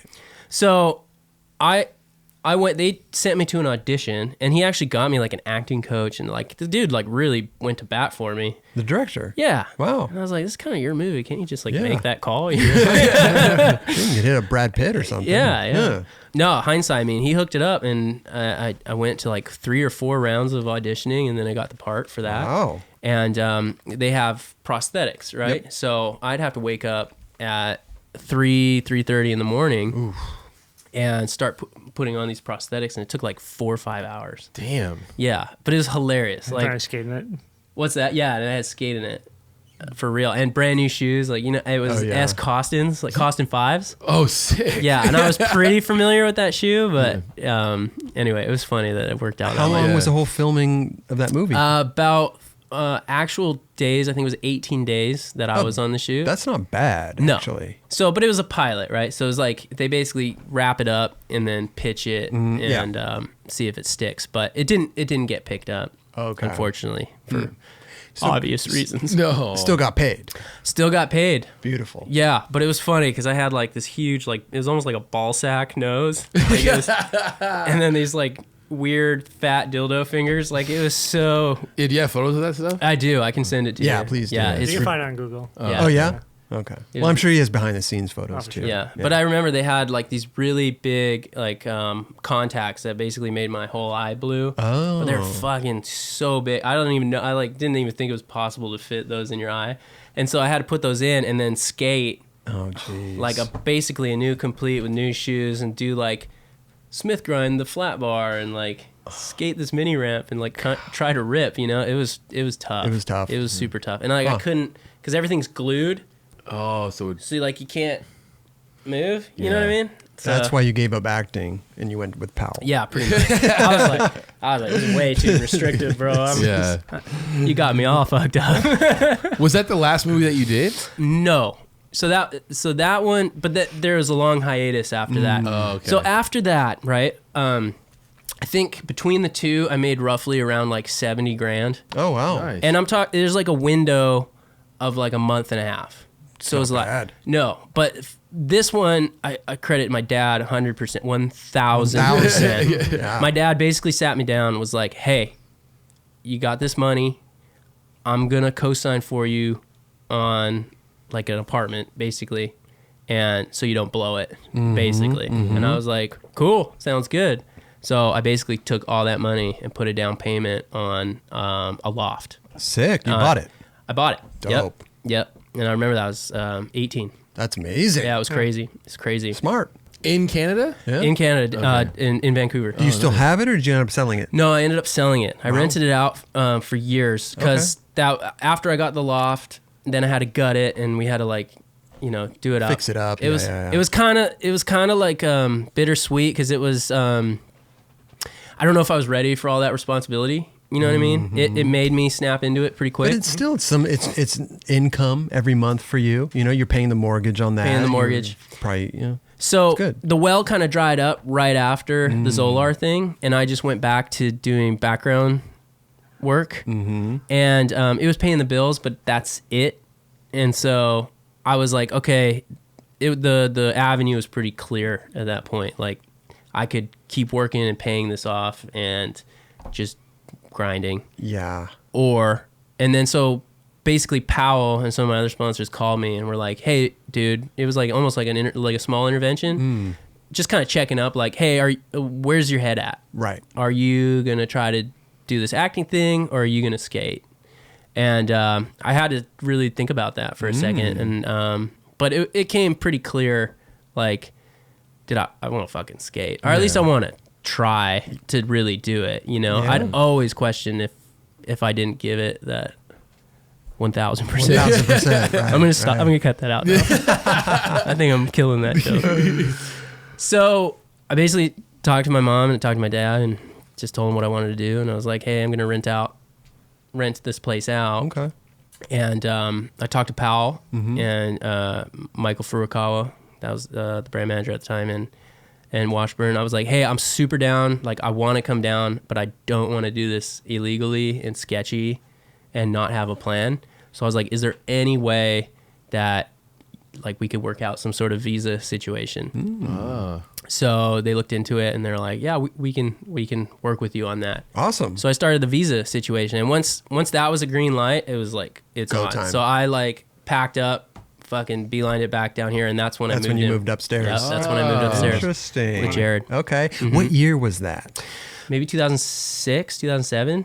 Maybe, yeah. Wait, so 2003, I moved in here in 2005 2005. So it was probably the year after. or 2004. It was like 6 or 7. Well, how long did you film for the Powell video Fun? How Yeah. long did that take? So that one started pretty much When you got here. when I moved down here. Then it was on, because then DeVille became the team manager at Powell, and we had actually helped Jared get the job at Bones Wheels because they were looking for a filmer. Okay. And there's a few of us that had already kind of gone in there, and Jared was already hooking them up with clips, so it was kind of like a shoe-in. And so that's kind of how that whole era began. So Fun comes out. I mean, great video part, dude. Gnarly. This fucking guy. Cheers to that. Cheers. To that. Yes. There you go. I've been staring at it too long. Oh, please do. Please Cheers, enjoy it. buddy. Here, cheers, bro. With my coffee. Cheers, Kelly. Hey, cheers. Yeah, buddy. So, how long after Powell filmed for Fun, and then Yep, started doing that. When did you actually turn pro for Powell? I was older. I was 24. So that's a long time after you got Yeah, on. it was like basically I was like 20. So there's a lot of jumping. I mean, I was 23. Okay. I think I made a deal with myself. Like if I'm not doing it by 24, maybe we'll Evaluate. Yeah, exactly. Yeah. Right. And because no one came down, I was just here solo, and I had all my friends and stuff. But my whole family, I mean, to this day, Everybody's my whole family's up in Vancouver still, Right, or right. spread over Canada. sure. You know? Yeah. So 24 was a cutoff. You're like, you 24 know was what? a If cutoff. this isn't working, I'm going back Yeah. and trying maybe acting again or do something. Who knows? Do something. Who knows? Real estate. Yeah. Real estate. Yeah. Property Yeah. Brothers. You could have been the third Property I Brothers. could have. Yeah. Yeah. You know, I've been their grunt man. Whatever, dude. You I'm must down. have met your wife right around this time. I met my wife when I was 24. yeah. Oh. Yeah, so this is more when I'm like 21. Okay. Oh, in okay, here. okay. So we filmed from like 21 to about 23. So it was like 2.5 years of filming for Powell Fun. Okay. Yeah. And then you said so you were on Powell, what, 4 years until you turned pro? 4 or 5 years? No, because maybe? technically I got on when I was like 17. Ah, okay. But there just wasn't.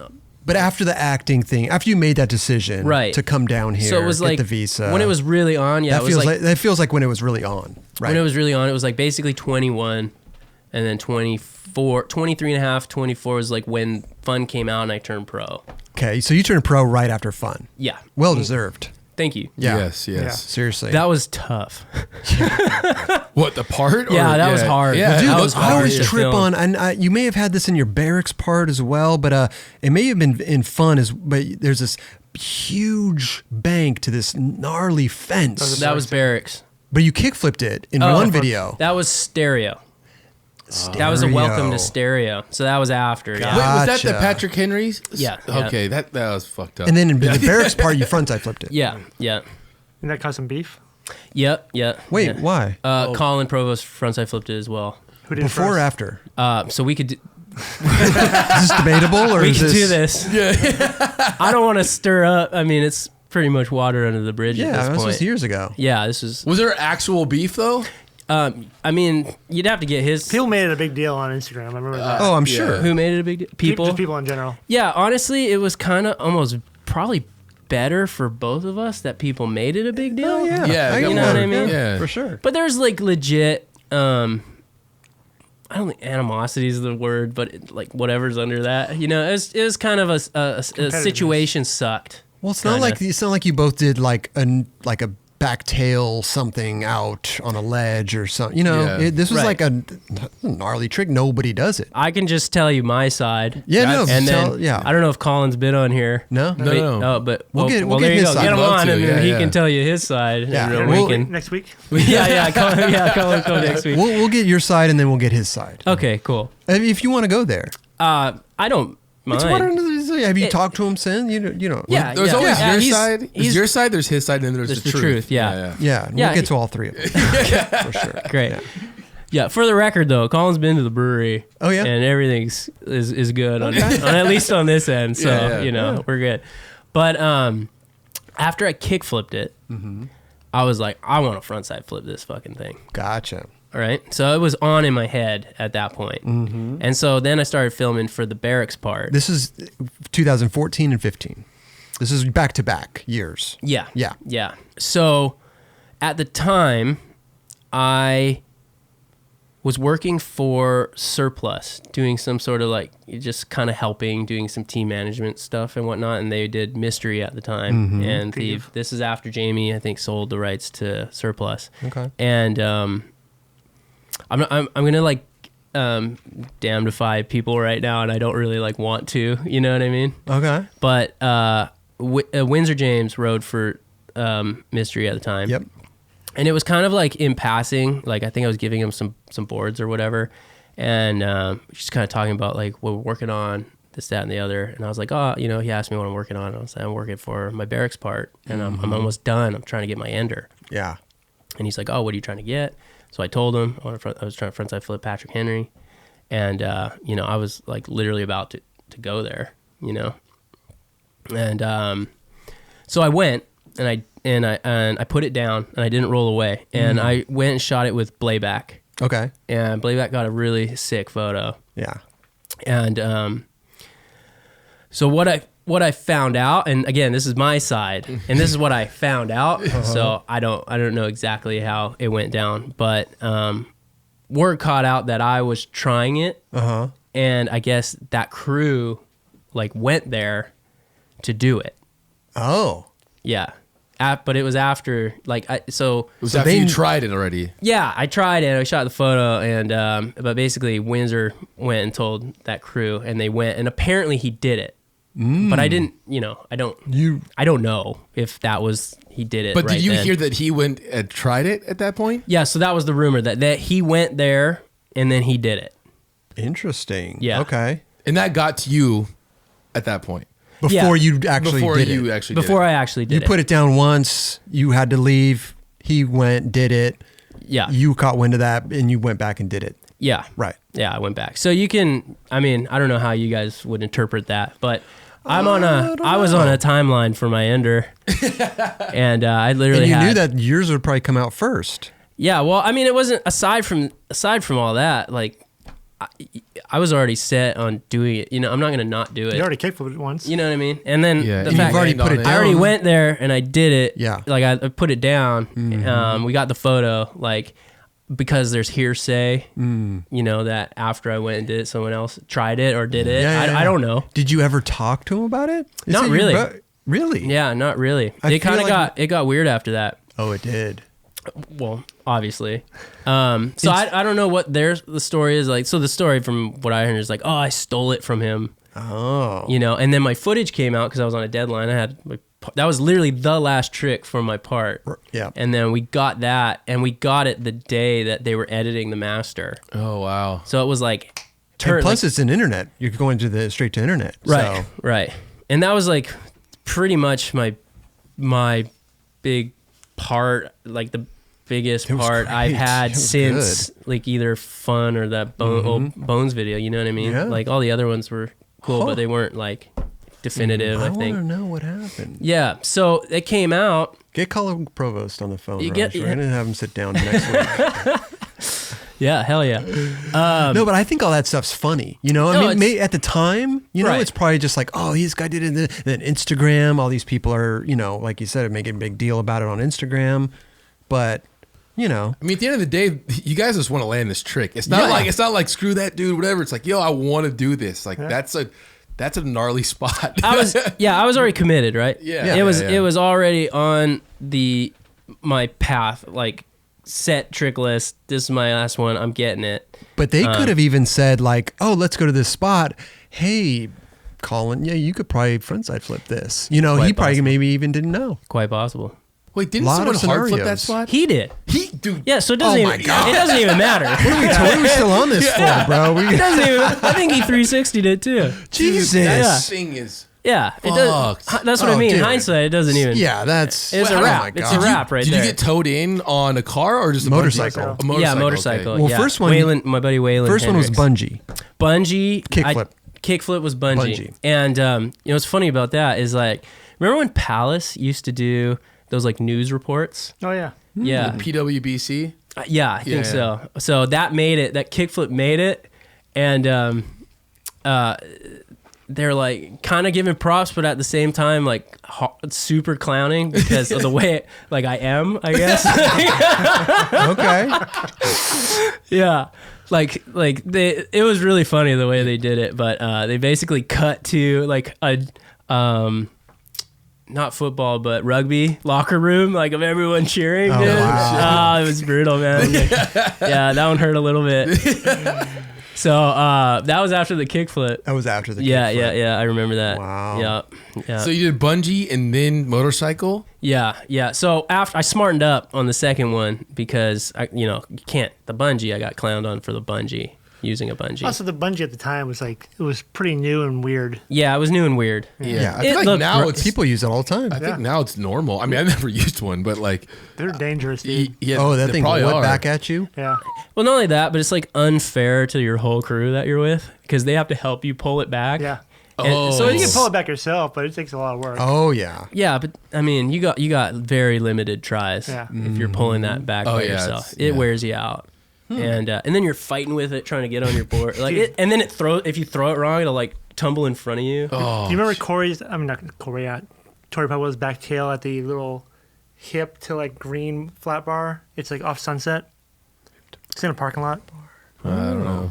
Anyway, I went there with him to shoot that, and like we had tied the bungee up to the bar, and the kid Carlos was pulling it back, and we didn't tie it good enough. And Oh, the thing no. Unraveled? unraveled and just smacked him in the face. Oh. And it's got like a carabiner at the end of it. Yeah. Oh, Dude, that's like getting hit by a bus. He probably yeah. got pretty fucked He up. got Dude. fucking smacked hard. it's like a bullet. Yeah. Yeah, it was gnarly. But at this time, you did the stereo. What happened with Stereo and Powell? You Right. So left Powell for Stereo.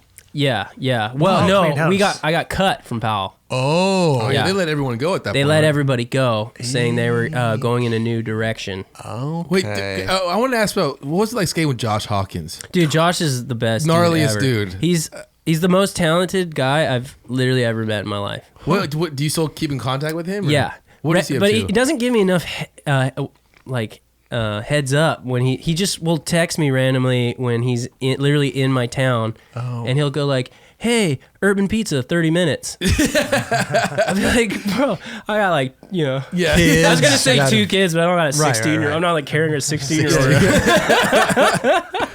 Damn. But you know what I mean. I can't just like Right. drop it and go. But yeah, he actually used to live with me at my house. He helped me. He taught me a lot of stuff. He helped me renovate my house that I own Oh. now. Sick. Is that what he messed up. does? Is he like, what does he do? Pretty much, yeah. He can literally do anything. But he started with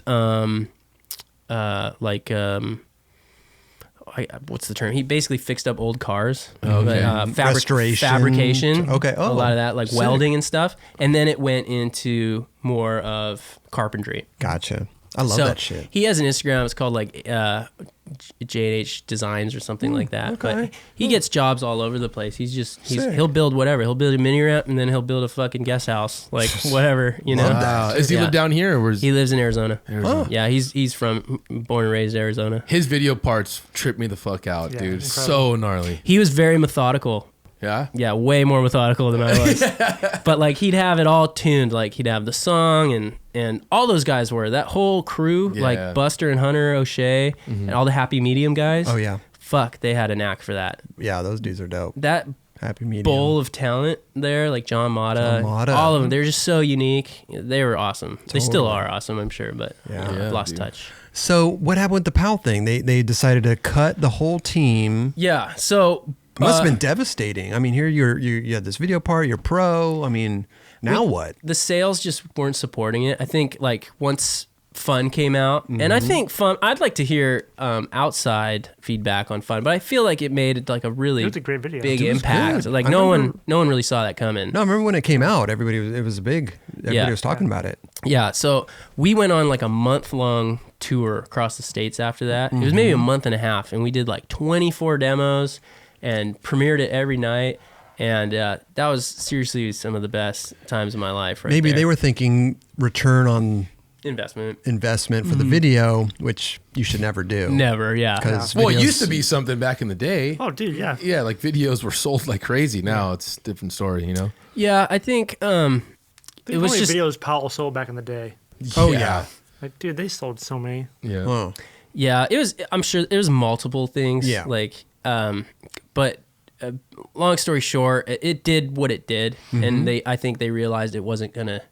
It's not like Fun 2, funner. Yeah. It's gonna come more fun. more fun. You know. Most fun. So did you hook up with Chris Pastris, or how long? Yeah. How long was it till you when you left Powell to Stereo? It was like I kind of panicked, but I bet. Michael Furukawa called and was like, "Hey, can I meet up with you?" And he's very professional about it, and I really appreciate the way that they went about doing it. So he actually drove from Santa Barbara to my house. Did you have to an inkling of what was going on? Or? Yeah, I knew it was coming, and he basically just said, "Look, it's what it is. We're not going to continue the team anymore." And I was like, "It's not you. It's Right. Yeah. He was like, "No, it's me for sure." But anyway, so it was very cordial and it was great, and I'm forever grateful for those guys and what they did for me. And like I said, they went to bat and got me a working visa, and then I went and got a green card, and now I'm a citizen too now. So It's amazing. yeah, they helped me a lot on that journey, and then also they paid me really well. Good. For Yeah. they didn't have to. You know what I mean? Like they went above and beyond. That's sick. I'm Love talking that. benefits. Love that. Yeah, Really it was cool. insane. Which it was is insane. Doesn't really happen. It doesn't happen. No. You're Pretty much an employee there, huh? Yeah, they created a position for me Sick. in the company so that I could apply for my green card. Amazing. Yeah. Wow. Yeah. So Wow. all praise to them. And I still ride for Bones. There you go. Yeah. OG rider, dude. OG rider, dude. Yeah. Still there. One of the first. One of the first. Yeah, if not the. The first. Debatable. Sick. Get Jared Lucas on here. Maybe he'll tell Oh, you. that'd be an interesting one, dude. Yeah. Oh, he's got stories. Yeah. He's got wild That ones. dude's a funny one. And then, Yeah. so what happened with the stereo? So- How did stereo come in the picture? So we got let go, and I had this like, oh no, Here I come, Vancouver. yeah, it's Back to all acting. it's all over. Well, no, but I was already with my wife at this point, and I had bought my house in Vista, so I was already like set here, you know. Yeah. And there's no way my wife would move to Canada. Okay. I'm just gonna put that You've out. just Yeah. created a life down We here. created a life down here. All her whole family's down here too. Yeah. So and they're a beautiful people, like the best. Amazing. Yeah, they're the best. Amazing. Yeah. So I was already set here, and I was like, I had already known Chris and Jason, and I'm trying to think in my head if the shred, that pilot I did with Jason, was before I got on Stereo, and I think it was, and I think that's what gave me the confidence to go and reach out to them.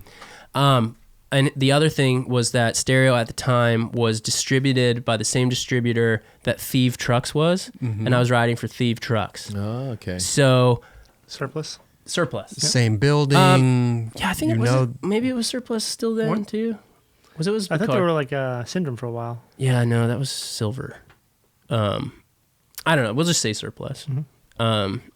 So I reached out to Chris and basically like threw it out there.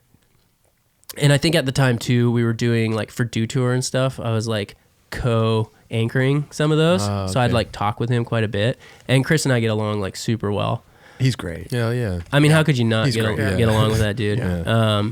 So anyway, I reached out, asked, and he basically like put it out there. And the more he thought about it, he kind of liked the idea that I didn't fit the stereo mold, so to speak. I'm not jazzy. I was more like a jock. Canadian jock. Yeah, it's a Canadian jock. Yeah, like let's call a spade, right? Okay. You're No, I mean, you're saying I'm not. Nobody's saying you said it. yeah, I don't think you're a jock. I don't think you're a thank jock you. either. Thank you. Yeah. Appreciate You it. just had that build. Yeah. Just hey, man. You know, A lot I'm of getting skate- older a lot of now. skaters do. It's acceptable to work out now. Yeah, Yeah, I feel you, bro. exactly. I'm at the gym every day. I had to hide it for so long. Oh yeah, you finally had to come out. Finally came out of the workout closet. I can finally put this on my story. I can be myself. I wouldn't go that far. I don't. put Okay, it I out know like the that. story. You know, Like a full John Pierre. not like I can't. Well, I don't okay. got it like Nick. I'm gonna or Weck. Oh Oh yeah, yeah. Those guys are jacked. yeah. Swole Patrol. Beeble too. Beeble, yeah, Swole Patrol, baby. yeah. I haven't seen a lot of posts from Beeble lately though. So Oh, he's big, dude. Heard he's huge. Yeah, jacked. he's big. Yeah, I believe it, dude. Yeah. Yeah. He's always been big ass dude. Yeah. People say the same about me, but The opposite. Yeah. Smallest dude. Yeah. You're definitely the biggest dude on that side of the table. appreciate that. Welcome, dude. So Chris was he? Where are we? No, Chris Pastras. So they said cool. Yeah, like, let's they do said this. cool. Let's do it. Let's Rad. do it. And for that, I'm grateful too, man. Because Yeah. if it didn't happen, it didn't work out that way. Who knows? I probably would have just fell off the map at that point as well. So And they that's kept the when dream you- alive. Yeah, and that's when you filmed the stereo. Yeah, we did. They did a series at the time, a couple like stuff with the Ride Channel. So Okay. we'd constantly film for like quarterly little Yeah. like videos for the Ride Channel, and then I did the official Welcome to Stereo part. Rad. And that was the kickflip. Yeah, and then the year later was a Berrics part. It was the Berrics part, yeah, or maybe like a year and a half, 2 okay. years, yeah. I mean, that's Whatever. quick to do 2 parts. Yeah. I mean, they're gnarly Yeah. parts. Yeah, so that's what around that time when I first got on stereo was the time I discovered China. Oh, And good times right there. it's the best / worst thing that could ever happen to you, because coming back from China, you are not motivated. You don't wanna skate anything, You don't want yeah. to skate anything. Yeah. China is Perfect. It's too fucking good. Perfect. Yeah, It's it's perfect. easy to skate everything. You don't- There's everything everywhere. You don't get kicked out anywhere. Marble Yeah. heaven. Marble heaven, amazing. ledges, Ledges for days. mani pads for days. Yep. I didn't skate either of those, but it's available. It is. It is. Yeah. But hubbas for sure. Yeah. Skate a lot of hubbas. I found that me, Justin, Guy, and Clairval found that spot you did tail slide, big spin, heel flip. It's like the downhill little kink at the end. It's like you have to ride it on a skinny path, and then it's like, I don't know, Oh yeah. Yeah. Yeah. it's like at a train station or something. I thought I had it. Yeah. Is it have a graffiti on it and there's a hip? Somebody did a fly out there. I know. There's Chalmers did a kickflip 360 out of it. Yeah. Yeah. Yeah. Yeah, no, China's incredible, Yeah. dude. Yeah. It It's is. a fun place to go. So I'd love to go back, but we did like during both those parts. I went to Taiwan and then China multiple times. Yeah. Yeah, I went with Sasha Daly on one of those trips. Oh, that's Sick. Daly's fucked up gnarly. Yeah. That guy. Also a Canadian Canadian, brother. yep. Yeah. There you go. Yeah. There's a lot of us out there floating around. This is true. He's still doing it too. His Oh, yeah. element stuff is incredible. Yeah. I want to also talk about the because everything's going good. You're on stereo. You're doing that thing. But then, when did the ETN thing that you the laser flip At San Dimas. over the fucking Yeah. gnarly Ultimate fucking ultimate street Euro street cap. That was thing's last gnarly. March, not this year, but 2018. I was really was that? I feel like Yeah. You got destroyed in that. Yeah, I had no business. Like the state I was in What at state that time. were you in? Well, we had already launched the brewery at this point. So I was like balls deep working in the brewery, and I probably hadn't touched a skateboard for almost 2 months. Oh wow. And Oh, it was actually Eric Bragg. yep, Love that dude. he's Yeah. amazing. He reached out to me and was like, "Hey, didn't you skate this back tray in the flipped day?" it. Yeah, Yeah. tray flipped, and I actually tried to laser flip it like 7 years prior, Oh wow. and I rolled Okay. my ankle, so I just never went back. So this is a great opportunity to do that. Yeah, It was basically like Redemption. a last hurrah redemption kind of moment. Okay. And but I didn't know what he was getting at that time. He just kind of was like, "Didn't you 360 flip it?" I was like, "Yeah, skate." I was like, "Yeah, I did that." And he's like, "Cool." And then he's like, "Cool." And then literally like radio silence until like a couple days later, and then he's like, "Hey, do you want to skate it for this ETN episode, like Face Melters?" Yeah. And I was like, "All right, cool. When's it happening?" It was like happening in like tomorrow. The next day. Yeah. Like 2 hours from now. Yeah. And I was like, yeah, I mean, I was like, yeah, for sure. Like, why not? Might as well. Might as well go there, check it out. But I didn't think, like, I thought it was going to be like some peas, a sideshow, and there's going to be like the main guys that they're really concentrating on. But then next thing you know, it's like, TJ Rogers, Paul Hart, Jordan Hoffart, like the main, we're the main event. Yeah. And I was just like, oh, fuck. All right. He was like, I've been building a brewery for 2 months. So I grabbed my board. All the like, Canadians. Yeah, the dust. threw it on the ground, didn't land a couple laser flips, and was like, I'll figure it out. Yeah. Jeez. So I drove up there, forgot how far it was. Okay. I had to dust off the legs, and just went straight to it. Didn't ollie it. No, because Flyouts. in the history, I only had like one board with me, which was stupid. Okay. Because I notoriously broke boards. And I'd always break a board warming up, ollieing something. That was just always. So I never go to spots and like ollie it anymore. You were just like, let's go. Like, You just go straight for it. like, Pull me in. Like, but it was like a Hail Mary anyway. You know what I mean? So it's like you might as well just get right to it. Yeah. Was it at the end of the day that you did it? Yeah, like, dude, they were wrapping up. Like, I was like the dude that like. I mean, you were filthy. I was the dude that didn't know better, and everyone was like just trying to be too nice to like tell me to stop. But it was like, dude, this guy should like he should fucking stop. You know what I mean? Before Like ship it was explodes. like people were embarrassed for me. I'm pretty sure. So Chris always asks this question, and I never do. But how many tries did you actually? I didn't count the tries, but it was over 3 hours. Jeez, dude. Yeah. That's a lot because they got to pull you. Leticia was Leticia pulling on the motorcycle. Pulled me in. I tried to do the Chevelle, Eric Bragg's Chevelle, yep. but it was so sketchy. Like, and the way he had to turn off to the right, I'm goofy, so I would have had to grab the window and go from behind me. Yeah. And I tried that a couple times, and like his rear tire is literally like hitting your no good. the back of your heels. So No. there was a couple times where I almost got folded under that car. Oh my gosh. And so it wasn't working for me. And Leticia, bless her heart, she actually missed her flight to wherever she was going just so she could keep towing me in. Oh, wow. And the engine was getting super hot, and her like it was like I think she was like burning her. Like, oh, dude. Seriously. So she like endured. Like, she didn't have to do that, Yeah. She could have called it. I mean, if I was late for my flight, I mean, she's kind of a little bit more important. She's got shit to do, you know what I mean? She could also get another ticket. She could probably get another ticket. Yeah.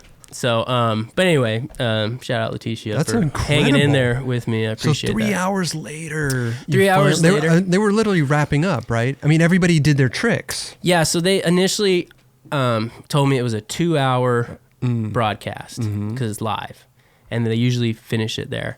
And I think they had to like convince the producers to like just keep it going, Because right when we almost wrap up, I'd kind of put one down or whatever, slip out, or take this fucking heavy slam, Yeah. The window would open a little bit. The You'd be window like, would open. okay, here we go. Yeah, but I I was also realized how many people are watching. yeah, But at that point, I don't think he's thinking about that. No, I mean like the producers. Oh, yeah, true. yeah, they're probably checking out viewership. They're I like, think. keep it going. Yeah, it's still the numbers are still good. Yeah, for sure. It probably builds the hype though. The more you keep trying. Yeah, I remember we were broadcasting at the brewery, and they were sending me videos like after of like everybody watching. It was Sick. pretty cool. Like, That's I was pretty rad, It was actually. almost as cool as when you did the switch flip manual in the pub in England. Oh, in the fucking insane. They were watching it, live. That video, you deserve an award for that video. I didn't make it. Okay, The but Annoying Club made it. Yeah, that was good. But it went, people, that went that gnarly. it might have been the best clip It was of all funny. time. Yeah, it was Timed the best. perfectly. It was the best. I should repost that. You guys are the best, dude. Thank you. Yeah. You're the But best. anyway, so that was I had like a miniature version of that. But you well, you actually literally had a real version of that. Yeah, no, but you literally, I mean, it was well worth it though. Yeah. I mean, you fucking landed Dude. it. You went to war. So Yeah. my body had given up a long time ago. It was literally like I felt like Rocky Balboa. Like I felt like Defeated. it was that moment. Like that was a real moment for me, you know. And my legs started to cramp up. I mean, my palms were bleeding. Like my shins were bleeding. I had ripped like my pant leg, like my hip. Everything was busted up. Yeah. And my arm. I hadn't known, but my arm ballooned. Like I had this crazy Popeye arm going on because I kept slamming onto my arm, you know? So I was kind of hurting from everywhere. So maybe that just numbed it all together. But I remember that last try, it was like physically had to be the last try because I couldn't even walk. I couldn't even run it out. I couldn't walk it out. I just fucking eat shit. And then my legs were cramping up. Yeah. So it was a total like, all right. Hail Mary. Hail Mary. Here we go. And I just remember looking down, rolling away. but if you see right when I land, Don't fall. my feet felt like anvils. Like I could barely like keep my foot on the board to like reposition to like ride it out. Oh my God. Yeah, and then I go and hit the wall and I fall back and I just like blacked out. Like, all these people like came over me and man, that was It's a good feeling. it though, was man. an insane. It was like a spiritual. I felt like I had an out of body. But it was a battle of your life. It was. That It's incredible. single-handedly was the hardest battle I've probably ever had. As far as like enduring like a painful beating. Stream live. It was streamed live. No. Yeah. So doctor bandaged me up and we started like actually like Assessing the and damage. I was like, whoa, this is like way worse than I thought, you know? And turns out I broke my back. Dude. Really? Spinal. Broke your But back. how did you not? It was fracture, or- it was a fracture of my L5 vertebrae. Lower back. Yeah, so I think it's the lowest one. Okay. Maybe right before your tailbone. But and you can see the slam. It's when I like slip back and I bounce. Off your ass. Yeah, that was the one. And I felt something at the time, but I didn't know. You thought it was a little tweak or, you're already battered and bruised. I'm battered. I don't feel shit. Yeah. I'm just The like adrenaline's going too. adrenaline's going. Like I'm outside of my body somewhere. Like, But wait, how did you actually find Watching out? Drink a Bear. How did you actually find out that you broke it? So you had to go I get went- X-rays. I actually went to my chiropractor because I just went back to work a couple days later. the next day. Okay. Or because it was a Saturday, whatever, the Monday. I just went back to work and I just kind of dealt with it, and it like hurt, but it didn't hurt like crazy. You're a skater. What are you gonna do? Yeah, because it wasn't pain. like my back's broken in half. It was a vertebrae You're that still was walking around. It's like- cracked. Yeah. Or the wing part was like broken off. So I let it go for like 2 months. And I'm lifting kegs in between this and like working, you know? And it just started getting worse and worse and worse and worse to a point like it basically felt like a sciatica, like a pinched nerve or whatever. And so I just went to my chiropractor and they had an x-ray machine there. So Oh, wow. I took the x-ray and he was like, yep, your back's broken. But it healed. Crazy. It's healed out of place. So you're pinching your nerve or whatever, and that's what you're getting. So he's like, I can, you can stretch it out and then maybe it'll kind of like pull back or like loosen up. Huh. And then he like adjusted me and we just did that for a few months. Because And- sometimes when stuff heals wrong, they re-break it. Right. And So I don't think we're going to re-break your back. no, that's what we were trying to avoid. It's not an option. Yeah, wasn't an option. But I think why it took me so long, because it didn't really, like I said, it didn't really feel like a crazy break. It just felt like it was pinched for the most part. And then my arm was the real issue. Like it was, I'll send you a photo. It was fucking huge. Yeah, I remember you posted a photo, I think, the day afterwards, and it looked like you just went to war and back. Like, Yeah. The bruise went past my knuckles. Oh the bruise my went gosh. to my fingernails. Oh my god. And it was just about, like, it's just huge, like all the way up. And it was bruised all the way to here. So, What caused that? just repetitive trauma, blunt So trauma. it wasn't yeah, a over and break over. or no muscle damage. Just Yeah, it was just bruised muscle, I guess, bruised tissue. So, but when I posted it, I got a lot of people like texting me that were like ambulance and nurse, and they were like, "You need to go to the ER like right now," because they could say like Blood clots? blood like it could become gangrenous because no blood flow. It was so swollen that, and I was starting to lose feeling in my arm. And I couldn't sleep. I was just like this. So I went to emergency like a week later.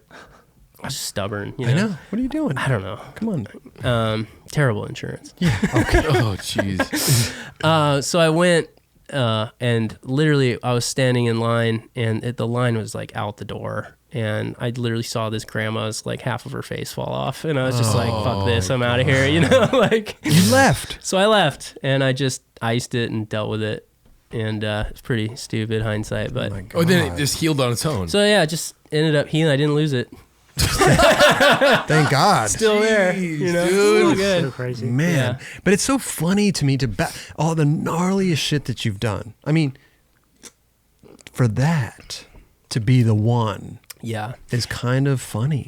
Well, it's because I was so rusty at the time too. I feel like that's a really crazy spot, though. No, Yeah. I'm not downplaying the spot at all. But, the shit that he's done on a skateboard yeah. with hubbas and gaps and that was the one Yeah. that really fucked you up. It fucked me up. Yeah. But like I said, I feel like it was because I can do that trick. Yeah. You know what Yeah. I mean? That's like, I think what I'm down to, like, I think I have like 6 tricks left. And that's one of them. You know what I mean? crazy, yeah. So I can do that trick. So if I had been skating leading up to it, I feel like it would have gone down a lot smoother. Mm-hmm. Obviously, maybe, you know. Oh, man. But let's not just other fucked up shit went down that day. Oh, yeah. Paul Hart back heeled it. Yep. And fucking TJ Rogers switch front heeled it Switch front after heel. battling a switch front 3 Oh, for like yeah. almost 2 hours, and then put down a switch front heel in like 3-4 tries. It's fucking Crazy. crazy. And then Jen Soto ollied it. Ollied it. yeah. That was It's pretty amazing. Yeah, she's awesome. too. Yeah. Not to mention other people. So Shane, switch flip. Right. Prior Other to- prior course. days. Yeah. Prior. Yeah, I mean Kirchart unlocking Kirchart. the spot, or Diego Butcher. Oh, the Butcher. Didn't he push? And he back 180'd it pushing. He was the first one to skate it, right? Back then? I don't know. Was he the first one? I think he back 180'd it or ollied it first. Yeah, I think he backside 180'd it. But I It's a think Diego trick. I think he It's a Butcher ran trick. to it. You could be right. on That that might one. be a bold claim. He's Was- a beast, so he's a I wouldn't beast. put it past him. That was in his transworld part. I'd have to look. I don't know. I'm sure we'll get people fact checking it for I'm us. relying heavy on you for this one, Kelly. I'm pretty sure. I mean, back then, those dudes just fucking ran to it. Yeah, So they're kind beasts. of like your long distance ollie. Yeah, that was goofy. Is that the longest one recorded? I don't. Yeah, I guess. I don't know. The ride shell thing. Yeah. It was goofy. It was goofy. I'll admit that one. Yeah. Don't know. Yeah, I want to get into the Black Plague Yes. stuff because that's super interesting. How you just, it's not every day somebody just starts a brewery, a We beer just- company. We're You know, just going for it. yeah. Yeah. How did that even come into play? Can I take my sweater off first? Of course, dude. Sweating. Of course, yeah. Black Plague sweater. Yeah. Yeah. Take off. Right when we're talking about Black Plague, wants Yeah. to take his sweater off. No, but go ahead. It's cool. I got a shirt on too. Okay. Black Plague head to toe. Yeah. No, Oh, but nice. it's Oh, yeah. just A little bit more subtle. there you go. But it's fascinating though. I mean, Yeah. like It's a lot of work goes into that. You're co-founder. Yeah. So I founded it with my partner Jared Doss. Okay. Okay. Jared Lucas is also a part of it. Sick. But he's like a passive investor and helped it get going. Mm-hmm. And he's really great when we need to put a tank up or Oh, some muscle. Yeah, he's some muscle for sure. Okay. Yeah. So he's my reinforcement. gotcha. Nice. But he's got a lot of other projects going and he's still keeping the dream alive. Sure. So you got to do that too. Skate dream. 100%. Yeah. So yeah, my partner Jared Doss and I started it. Okay. And he was actually a manager over at Sony Entertainment. Whoa. Yeah. So we met through a mutual friend. Mm-hmm. And we started linking up on Sundays. And it was almost kind of turned into like a bottle share. So What's that?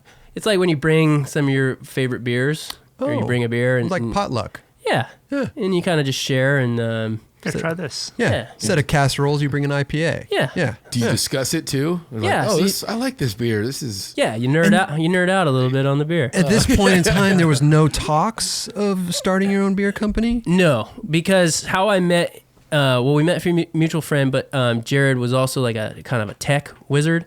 So he helped me with a lot of like graphics and set up like web pages for like my own, like, you know, skate businesses and stuff like that. Sure. Going off? Yeah, going off. Yeah. It didn't go off. Yeah. False start. Okay. But thank you. Thank you, Roger. Thanks for the plug. Thanks for the website plug, that doesn't exist anymore. But. Yeah. Or does it? Maybe it does. I don't know. Oh, you don't know. Okay. Log on. Let me know. Yes. Let me know. I haven't been paying for the domain, so I'm pretty sure she's dust. It's not a bad name though, right? No, it's good. No, for you, it's perfect. It worked. Yeah, It worked. I like it. Should have stuck with it, man. Going crop. I mean, Going crop. Not the same ring. No. So anyway, start with him. We basically were in a spot where at this time in my skating, I kind of saw the financial bubble, so to speak, kind of start tapering off. And I kind of, it's not like you rebound all of a sudden, you know, very few, if any, do. True. I kind of needed to start to figure out what the hell I was going to do after skating. Family. Sell your loft in Vancouver? The loft had already been sold, and I had bought my place in Vista. Oh yeah. Yeah. So yeah, this is years later. Yeah. But so this is basically like almost 5 years ago at this point. Gotcha. So we're doing this bottle share and talking about it, and so we started like brewing in my garage. We started doing like a little homebrew setup. Okay. Yeah, because it was fun. We're like, well, we drink it. Let's try to make it. Yeah. You know, and so we did a couple, and they were awful. But the more we hung around, especially in San Diego has like a massive craft community, and it's bigger than ever now. And the more you dive into it, the more you kind of see the similarities that the skate culture, especially the core skate culture and the brewing culture kind of has. Interesting. Like the core skaters and the core like brewers, very similar mindsets as opposed to like their craft. So it's like, you know, certain adjuncts or certain tricks are like joke. Like you can't, like a no-no. You can't fucking do that. Like a Benihana, like it's funny, but it's like you don't. What's a Benihana really in do the that. world? So we call them adjuncts, and it's basically like adding flavors or different profiles to the beer. And there's a right way to do things, and there's like a cheat way to do things. So like, you know, like extracts, like fruit extracts, and you just like plunk into the bright tank. I mean, big no-no.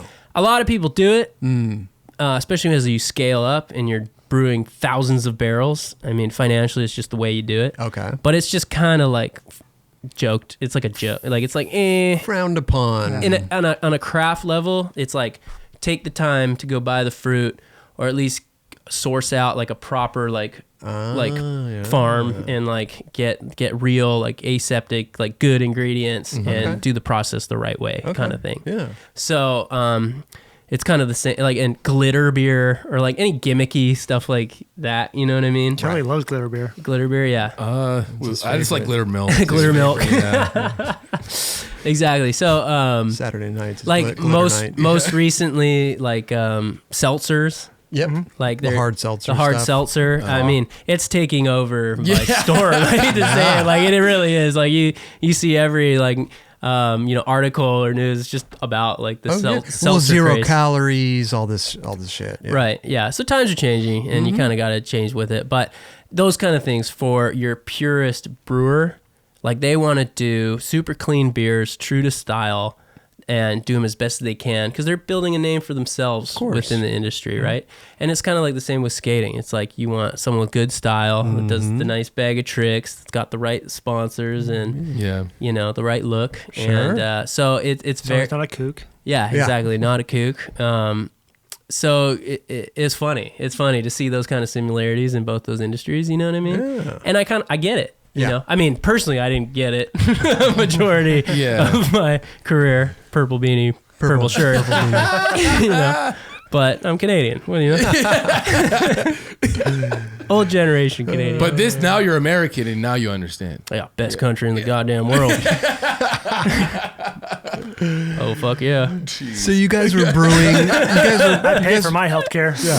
So you guys were brewing in your garage. Yeah, and so Trying it out. and I was like, you know what, this is fucking cool. Like, this is really fun. And you get to be with your boys and make a product that you created. Yep. And there's like an artistic value to that, and you get to be, you know, like I said, I think I just said creative, but yeah, it's an extension of yourself, a lot like skateboarding was, but in a different avenue. So we started talking, and he was kind of in the same place with his position. He worked for Sony, like corporate company, and I think he kind of saw the ceiling there of like what his future was going to be, and we were just kind of both first around joking about it, and then the more we talked about it, the more we're like, well, maybe we should try it, you know?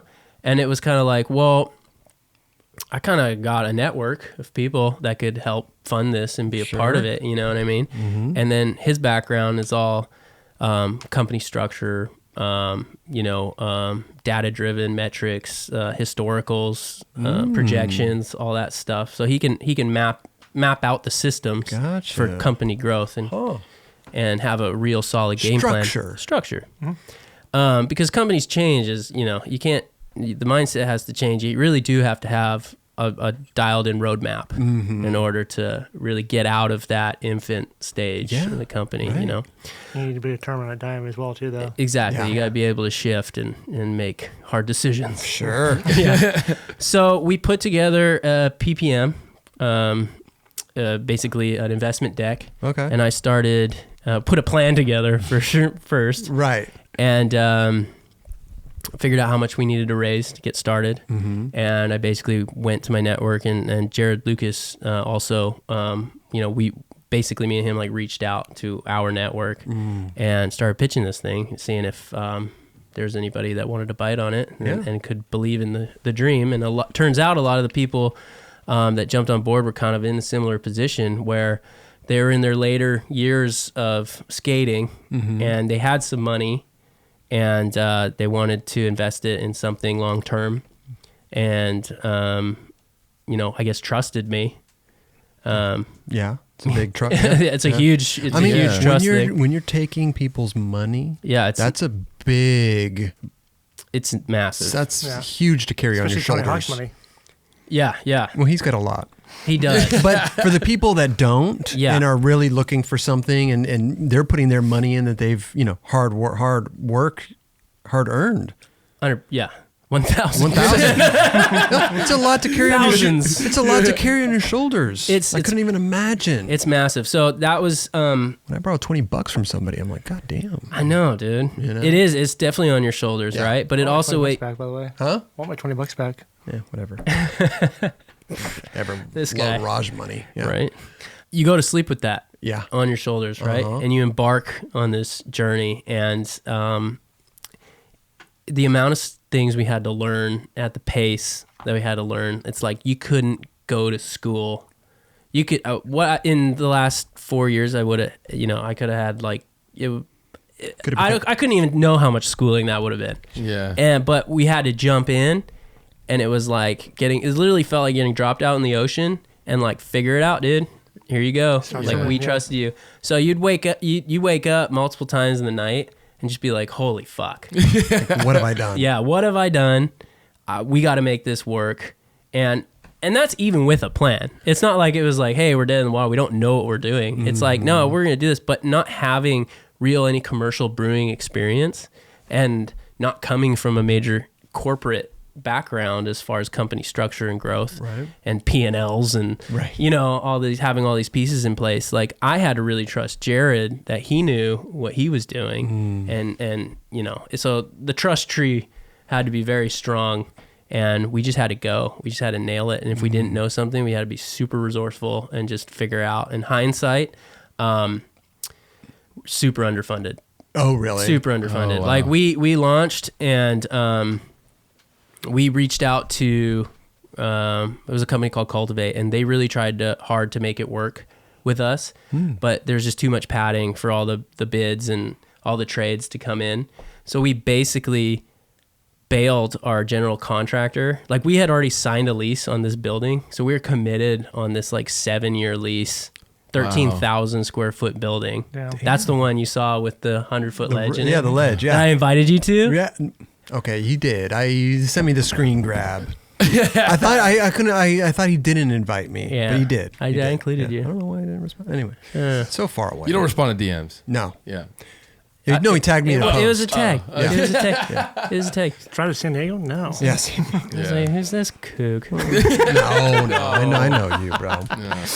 So that was the building. Okay. And we're in it now, and everything's up and running. Fast forward. I mean, we incorporated at the end of 2015, but then we had to raise all the money. Yeah. Which took like a year. Find the place, and then we had to wait on there's state and federal like regulation, like TTB, ABC. So you have to get licensed, and that's a 4 to 6 month process wow. too. So we didn't open. We got the lease. You have to have a lease before you can apply for those licenses. Wow. So it's kind of like a Backwards catch-22, shit, you know? So it was like 6 months before I got our licenses, and then we bailed the contractor, and I basically became the project manager. And Jared Lucas jumped in with me, and his brothers are heavy machine operators.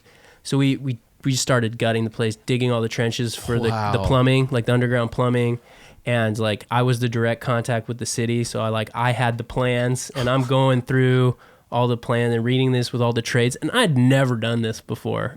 Wow. And it's not like some small home addition or something. It's like a fucking... You're not adding a bathroom on your fucking We're house. building out this, I guess at the end of it, it was like $1.3 million brewery. Crazy. Like, good luck. Did you already have a brewmaster? We did, but he had changed. A series of events. Lots happens when you're doing a startup. Course. I mean, unforeseeable things, mistakes happen, obviously, and people got to do what's best for them. So there was a guy we had, and it just didn't work out with him, and so we hired a temporary as like a brewery consultant once we got up and running. Okay. His name's Bill Batten. He skates too. He's sick. Yeah. I had met him like months prior, and I found out he skated because he just broke his ankle, and he's like hobbling around and showing me the place he worked at and stuff. He was sick. So anyway, I called him, recruited him, and he is an award-winning brewer from like AleSmith, Sick. which is a massive brewery down in San Diego, Emma Keller.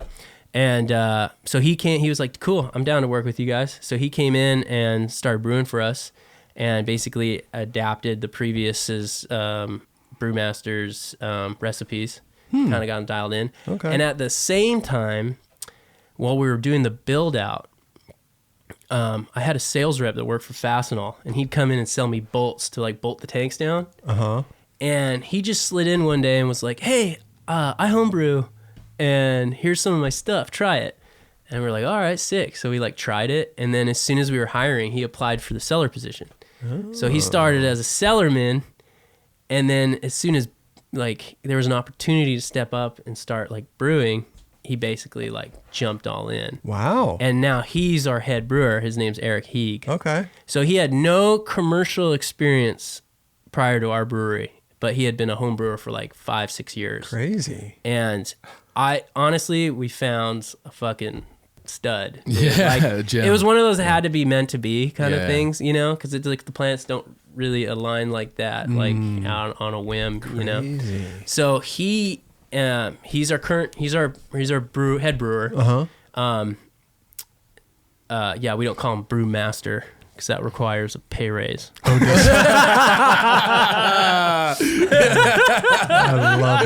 love it. Okay. He'll find that funny. Yeah. Not really. Wow. So he's our head brewer. Okay. And then we've basically just been hiring under him. Dope. In the back there. Wow. And then, so I'm in, as of right now, I'm in control of all the distribution and I do a lot of the social media too. Okay. But I do, so it's like my partner and I share the marketing, but I do all the back end house. So do all the scheduling, the brew schedule, talk to our distributor as far as all the forecasting, and then order all the grain, all the hops, do all the hop contracts, all that stuff. And then I also, I'm the canner. Really? Like- You have all that at the place? Yeah, so we can these in house. Like, Okay. I got my brew team, and then I'm the man on the front. So as the beer off dialing of it one in. batch of beer that you make, how many cans does that make? Yeah, so we usually just like to do one pallet of cans at a time, and then we'll keg the rest of the tank. Just because right now that's about as many we call them off-premise accounts, but that's canned canned beer sales, basically, like liquor stores. So we go and so we sell about a pallet of each thing like every couple weeks. Okay. Yeah, so we'll can multiple times a week, like twice a week. Like we're canning tomorrow. And so How much is a pallet? 3,890 cans.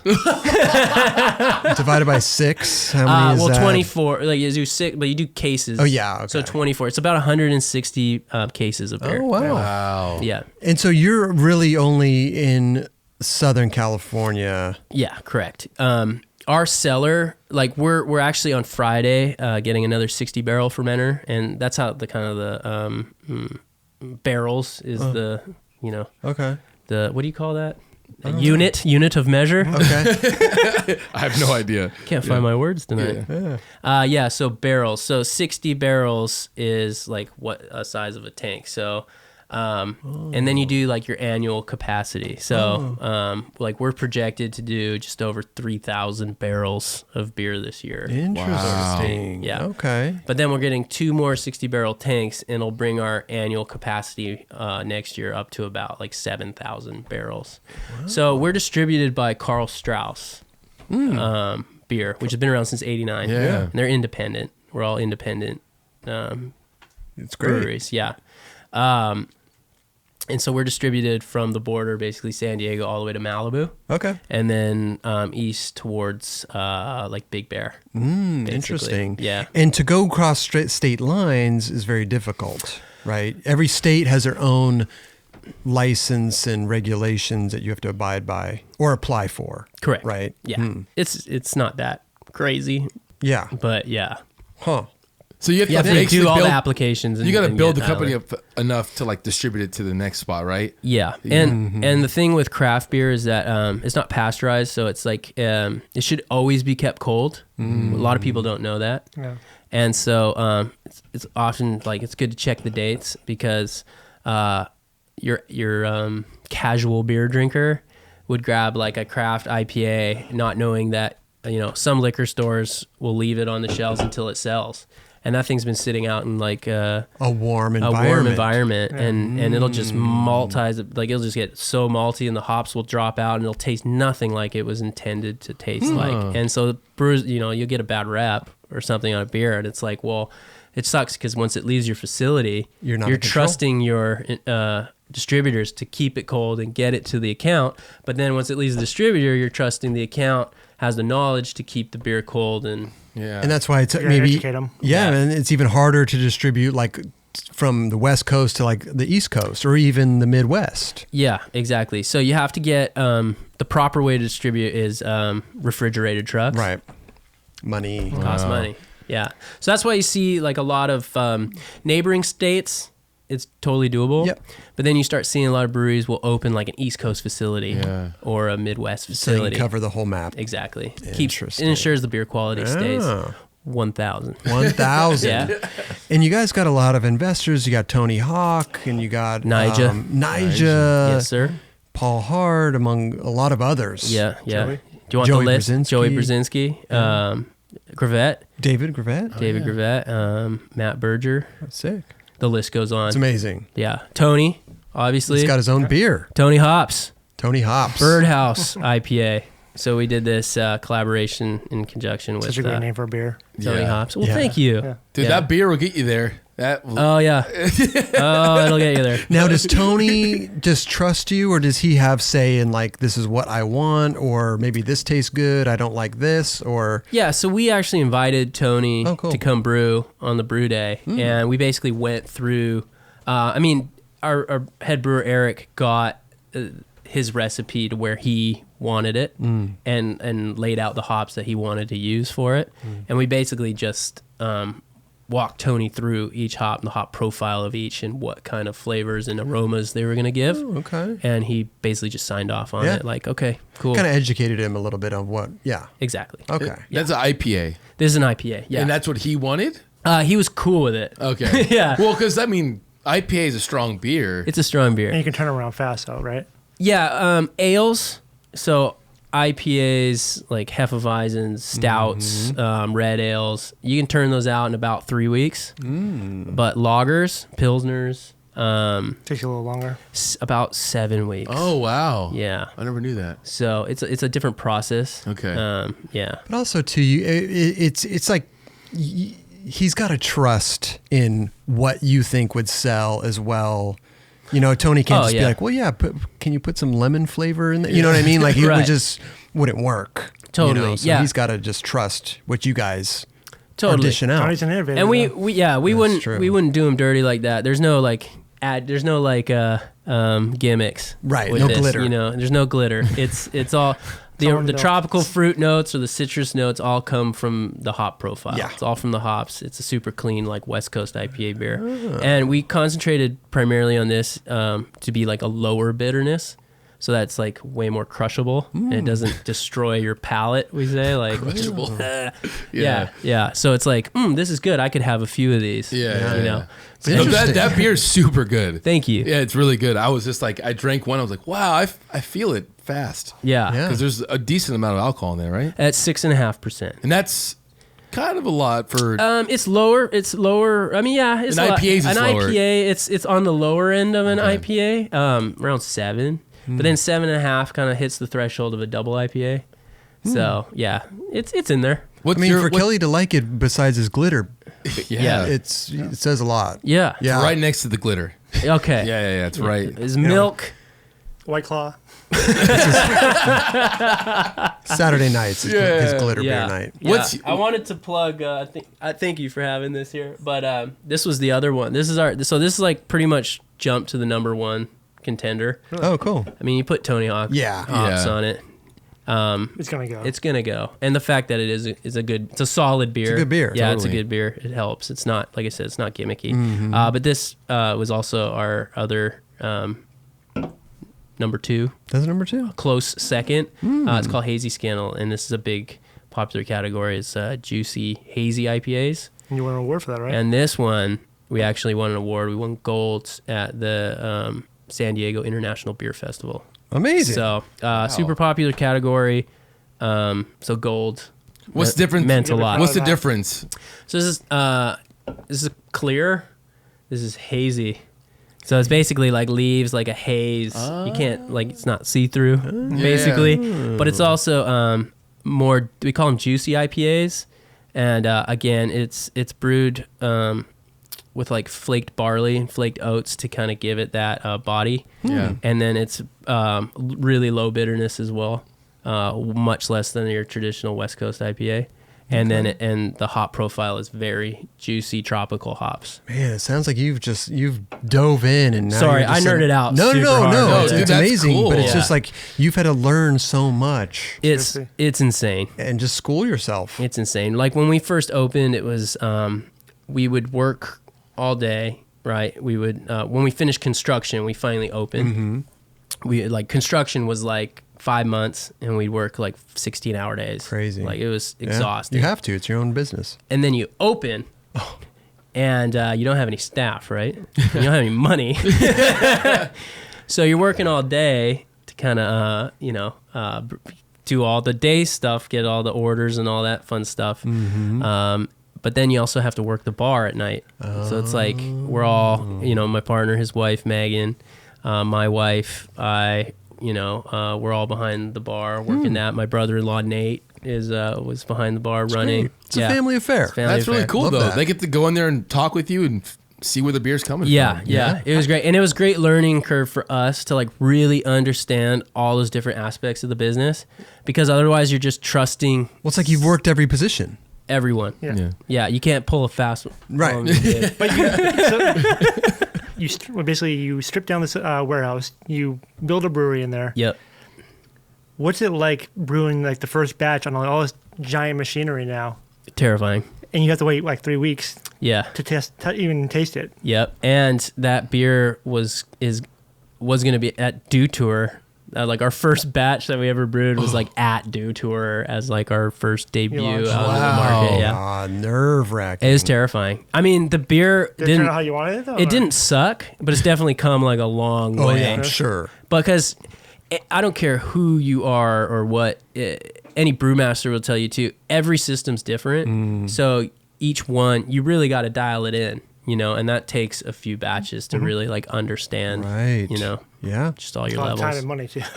Yeah. Stupid amounts. Crazy. Stupid Where are you amounts. guys at today? Are you guys good? You guys are in a good place? Yeah, You guys are killing it or what? Yeah, actually, I can confidently say that we are killing it. Wow. In a Congrats, in a that's great way. awesome. Yeah, thank you. amazing, I'm really dude. proud of it now, and like, you know, I can talk to all the partners, and I get excited to kind of let them know where we're at as a business, and they got pumped. And getting to like drop out, like on my way up here, I got to drop like 8 flats of beer and all our merch to Nija, and get them pumped up, and you know, Are you gonna give him a beer? that would be great. Give him a pro beer. Yeah, the NIPA.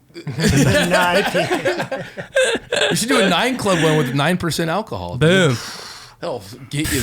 Well, I wanted to tell you, dude. We're actually ready to invest. Christmas sparkling water though. Let's lock it Yeah, up. do we have a pamplemousse flavor? Yeah. I highly Oh, recommend jeez. pamplemousse flavor. Yeah. We could do we could do some seltzer for you. And we're gonna Just go against the whole thing that you're talking about. I mean, bubbly water is Black basically Plague. what it is. Yeah.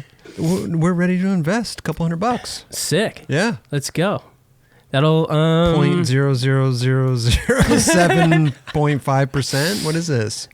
you could get a couple. You could get a nice couple lids, couple zeros? some lids. Yeah. What about, how did the name come about? Good question. Yeah. So originally we were trying to launch as Dark Ages Brewery, and a brewery back east in North Carolina called Wicked Weed Brewing actually had a trademark on dark age beer. Oh. So it sucked though, because we got initial clearance from the trademark office, and then a month later, after we kind of started like the snowball of the business, they contested after we got clearance. Oh, jeez. Gotcha. So I was like, "Fuck, we already made." Were they even making it, though? T-shirts, man? But they weren't making any beer at that point? They weren't making that beer, but they had the name. They had the name, Yeah. and I guess they had intentions of using it, and they basically said like, "Hey, you guys aren't even up and running yet. Like, I would pivot now." Mm-hmm. And you know, it's tough to argue that. Like, Tough, but at the same time, thank God it happened sooner than later. Yeah, definitely. Yeah. That Imagine, could've been. a year into business and all of a sudden you had to change your name. Yeah. Devastating. Well, at that point, we had already had the trademark on the Plague Doctor. Oh yeah. This one. Okay. So we really loved that imagery. Like it had the Dark Ages actually had like a kind of a cool brewing history, just because water wasn't safe to drink. Oh yeah. So people would drink ales, not only to mourn their lost ones. It was a big pub boom, especially in England. People would mourn their lost ones and get together, but then they would drink beer, hoping that it would kill or prevent the bacteria from spreading and contracting the plague, so to speak. No way. Yeah. Okay. So there's a story about it. Yeah, Yeah. I like it. So then Try to tie that in, right? Well, so it went to the Black Plague from there? So yeah, basically we were trying to come up with, okay, Dark Ages is off the table. Fuck. Yeah. We love the Plague Doctor. We wanted to do something with this. And at first, like we basically drafted up some designs, and Black Plague was one of the other names. Okay. And it kind of became a contender, shortlisted. And I was like, I don't know, dude. That's fucking gnarly. Like, Well, it sounds like something you don't want to drink. Exactly. Yeah. Right? Yeah. Like, and that's kind of the feedback we got initially. Oh. But it's also a name you don't forget. True. And then, you know, once you get a couple ratings under your belt and realize you're not going to die from drinking it, or that people didn't die from drinking our beer. Well, the Black Plague was something that was very detrimental. Yeah. It wiped out a third of the world. Yeah. No biggie. Yeah. So people, you kind of make it your own. You kind Yeah. of take, it's like any company. You Sure. kind of just roll with it and make it something. So That's what we did. But I was very apprehensive to move that way, and we actually lost a couple people that were on board originally with Dark Ages, and they interesting. weren't down for the Black Plague. So it was a pretty bold move. But I remember it came down to like one night where my buddy in Canada, I was talking to him, and he's like, "So what the fuck are you gonna do, man?" Like all just super belligerent, and I was like, "I don't know, like." We're thinking Black Plague. He's like, fuck yeah, that's the fucking coolest fucking name. You're an idiot if you don't do that. So you took the word of your drunk friend. Yeah, his buddy, my Canada. lifelong buddy. His name's John Taylor. John Taylor. Yeah. Shout out, John. Well, that's great, man. I'm so happy for you guys. Are killing it, dude. Yeah. And really. Me too, man. Dude, the brewery looks awesome. I haven't been Thank there, you. but it looks cool. I've seen all the like videos. Joey, Guffey down there. Oh yeah, yeah, everybody's down, yeah. They waved the flag super hard, Yeah, and yeah. it's great. forever grateful. All those dudes, like it. Honestly, you guys know anything takes a team, like a really good team, and I mean business is hard enough. Well, I've seen a few. Like Hinano got a keg one time. Hinano Cafe, that was awesome. Oh, You yeah, see it yeah. around here at Rick's Tavern. Yeah, like, Rick's got it. Yeah. I feel like every time I go out with Joey to any bar, he's always like, "Who buys the beer here?" Oh yeah. He's like trying to find the manager. Oh yeah, He's yeah. always trying to find that plug to.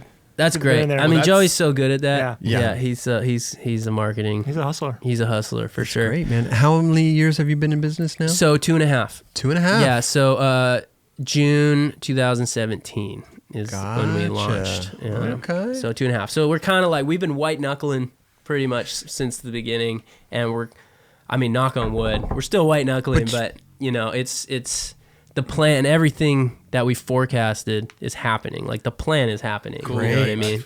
And we're surpassing a lot of projections that we initially had. So, Awesome. A lot of milestones. A lot of being milestones. met and Yeah. beat. So now we're kind of growing out of that infant stage, and we got about 16 employees now. So Hey, it's amazing because, you know, it's hard to build a business, you know, It's tough. and for you to be at the point you're at now in just 2.5 years is incredible. Yeah. You know, a lot of companies are gone by this point. it's those initial years. It's the make it break it years. Yeah. For Yeah. sure. Yeah. Right. So now we're trying just not to like. You don't want to. You got to keep the momentum going now. You don't want to get complacent. So we're starting to get. I never knew what an SOP was before opening a business.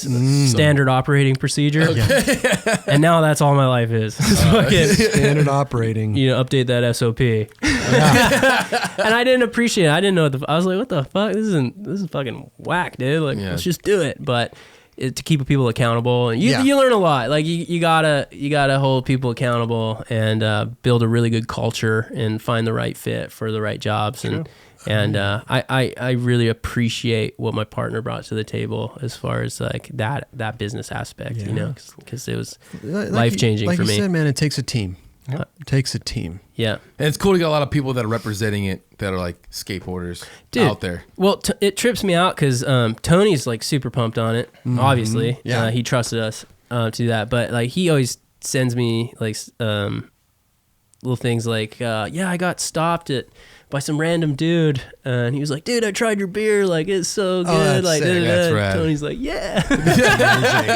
But like, we're on tap at San Diego Airport. Oh, wow. Which is really cool. And then like Legoland has us on. Wow, rad. You know, some of those. So that's kind of always a trip. Like, don't get me wrong. Like, I appreciate all the accounts and like every craft beer account, but just like, you know, some of those monumental milestones. Right. You know, like you totally. think of places like that, and you're just like, oh, that's like Budweiser. Yeah. You know Oh, what yeah. I mean? So like to be in that playing in that realm is like pretty like holy shit. Seriously. That's amazing. That's really cool. I'm dude. super stoked for you, bro. Yeah. Yeah. I Yeah. can't Yeah. wait to get our couple $100 in there.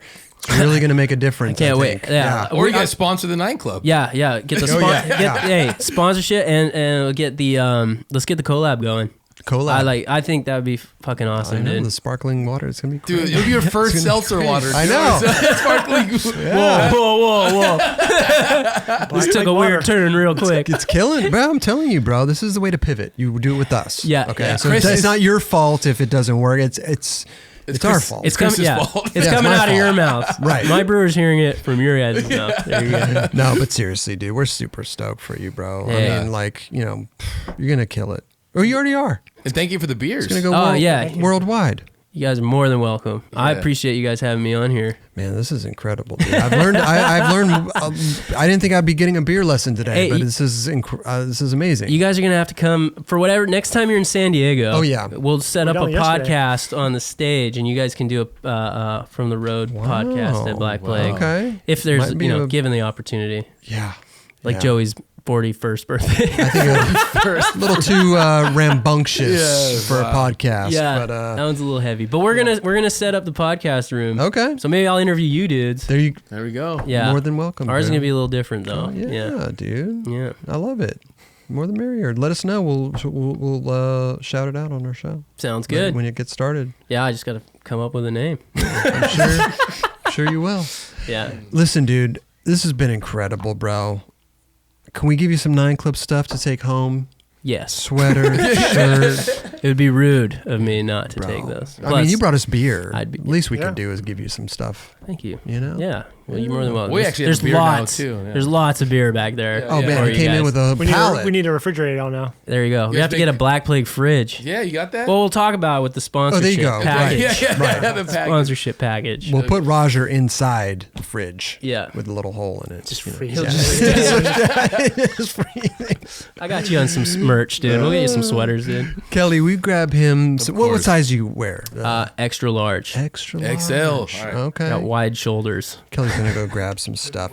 What about skating though? What about Stereo's still going? What's happening, dude? Yeah, the still a brand. I've been I'm gonna use this opportunity to I have some tricks. Oh. I've been filming. Perfect. Like not a ton. Okay. But I got probably about 12, 13 clips right now. I love it. And I wanna put the pressure on Chris and Jason. I'd really love to see a stereo video. A lot of people wouldn't you? I mean, you guys got a great team. Yeah, I mean, I think we do. Yoshi, right? Yoshi, he's incredible. Destroyer, dude. I want to see. I mean, Chris is out there skating the curbs. He is. Pretty much, I see a clip at least a couple times a week. Mm-hmm. At least. You know, so he's still crushing it. And then I heard Jason just moved back from Texas to LA. Yeah. So if we can get him back on the board and get a couple clips. Get him back on the show. There you go. Boom. Get him on the show, dude. Man. He's love to talk to Jason. He's Lee. got some stories. Oh yeah. Dude, I forgot about the movie that we did together. Thank you, Kelly. Yeah. That he asked me it was a pilot. I'm gonna keep talking. You can cut me off. No. But so Jason he pitched a pilot. He produced it with Jack Black. Okay. And it was called Shred. And it was the John Johnsonson story. Super sick. Yeah. So I auditioned for a part there. This was the last audition. This is my last kick at the acting hurrah. So I auditioned. He gave me this part, or I said the casting director gave me the part. But it was basically he was a pro skateboarder in the 80s, and Jason was playing this role. Uh-huh. And he was like in the peak of his skate career, like blast ramps, ho-ho plants, all this stuff. He had a lot of greasy ponytail. It was sick. Living it. He was like the Christian Hosoi, you know what I mean? Sure. And then he does this crazy movie, and he hits his head, and he goes into a coma for like 25 years. Oh. And so his character wakes up, and now it's present day. And he still thinks he's 18 and like a pro skateboarder. Uh-huh. And so he like goes and finds all his friends from 25 years ago where he like left off, and it's all them now, and his old girlfriend who's like remarried now and everything. Wow. But he just like jumps back in all their lives, and he's trying to revamp his skate career. But then there's me, who I'm like the new John Johnsonson. Oh. I'm the hot shit, and I'm like a Justin Bieber looking. Not so much Justin now, but like when he was like a teenager, like super clean, like NSYNC or someone like this. Right. Wow. But you know what I mean, like the clean like Pretty Boy almost? Pretty Boy, right? Yeah. Thank you, lack of a better term. Pretty Boy. And so I'm like, the new guy, and I'm doing all these tricks and stuff. So he challenges me to a skate off. and we have this big like head-to-head battle God. or whatever. I'm trying to get my hands. He actually sent me. I asked him. I was like, hey, because it never got picked up. No. Unfortunately, I don't know how you would keep that story going. Yeah, like that's as a series. You know what I mean? Right. Maybe But a mini series. Maybe a miniseries. But anyway, it was pitched to Adult Swim. Oh, okay. And then they didn't bite for whatever reason. We tried to get it on a couple other networks, but it didn't go. So I was trying to get a copy of it just for nostalgic. You and- should. Yeah, for sure. Yeah, and For your reel. yeah, for my reel. Yeah. For real.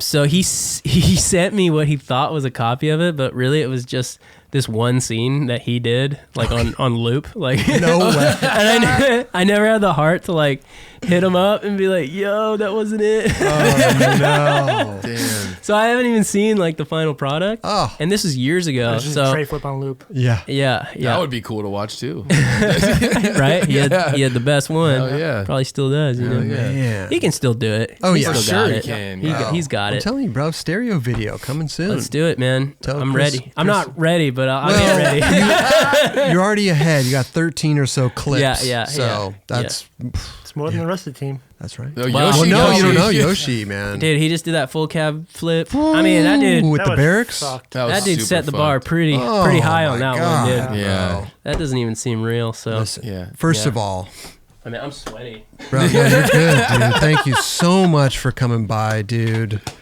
The man. Oh, look at the swag. Here we go, dude. This- First of all, here's some stickers for the hoppers down there and Black Plague. Put those on there. Nice. Thank you know? very much. And next, the burning mug. I love you it. know? Look at that Who- for your coffee. Who inspired this one? It's one of our fans, Sam Pearson. Sam Pearson. drew Oh, it, right there. And They sent in the artwork's up on the wall right there Yeah. behind Raj. we, Oh, okay. Yeah, I and can't see that We far. put it on a mug, you know? Freak, yeah. And of course, the switch flip manual. You know? Too sick. Now, There you go. I have my own little piece. there you That's go. You right, can watch, dude. look at it every day now. Dude, That's that right. is sick. The fakey tray, fakey Manny. What? Raj, you know we don't talk about that. Here's a 9 Club New Era hat Cheers. for you to Thank wear when you're looking at those P&L reports. And also, SOP. here's There a you go. standard You're in, operating- dude. You need a job? a 9 Club crew neck for you My right man. there.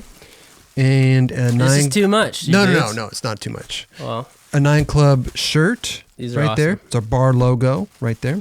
I love it. And these are my favorites. I love our hoodies, man. Our embroidered hoodies. This is a gray one, heather, Gunmetal. gunmetal. The embroidered. It's fabulous, bro. Dude. You're gonna enjoy this a lot. Hey, just the nick of time. It's that season, dude. coming up. I'm It's excited. It's getting colder. Getting getting cold. I love it. I love it too. Well, especially with Black Plague, Halloween. This is our it's your shit. time to shine right now. Oh, yeah, for sure. Oh, Yeah. You're gonna have a little Halloween, little shindig down there. Yeah, big party. Okay. We just posted about it. It's on the you 26th did? or 27th, whatever that Saturday is. But we're doing cool. a big can release, Hellhazer, Ooh. hazy IPA. Yeah, Yeah. Maybe we'll dude, make the trip down there. that would be sick. Raj, It's only like 140 We got bucks for ta- Uber. $140 for Uber. That's round trip though. I mean, I don't drink, so maybe I'll DD. drive. There Yeah. you go. We have some LaCroix for your boy. Thank you. Pamplemousse. Temple Moose. It'll be incredible. Love it, dude. We got you, dude. Thank you. Yeah, and we got a tattoo bus. Tattoo So bus. if you guys Raj has always wanted a dolphin. on his 9 ankle. Club tattoos, that's Already what got you that. do. Oh, you already got the I want to dolphin. get DPOG. Is that what? Fuck yeah. SOP. SOP.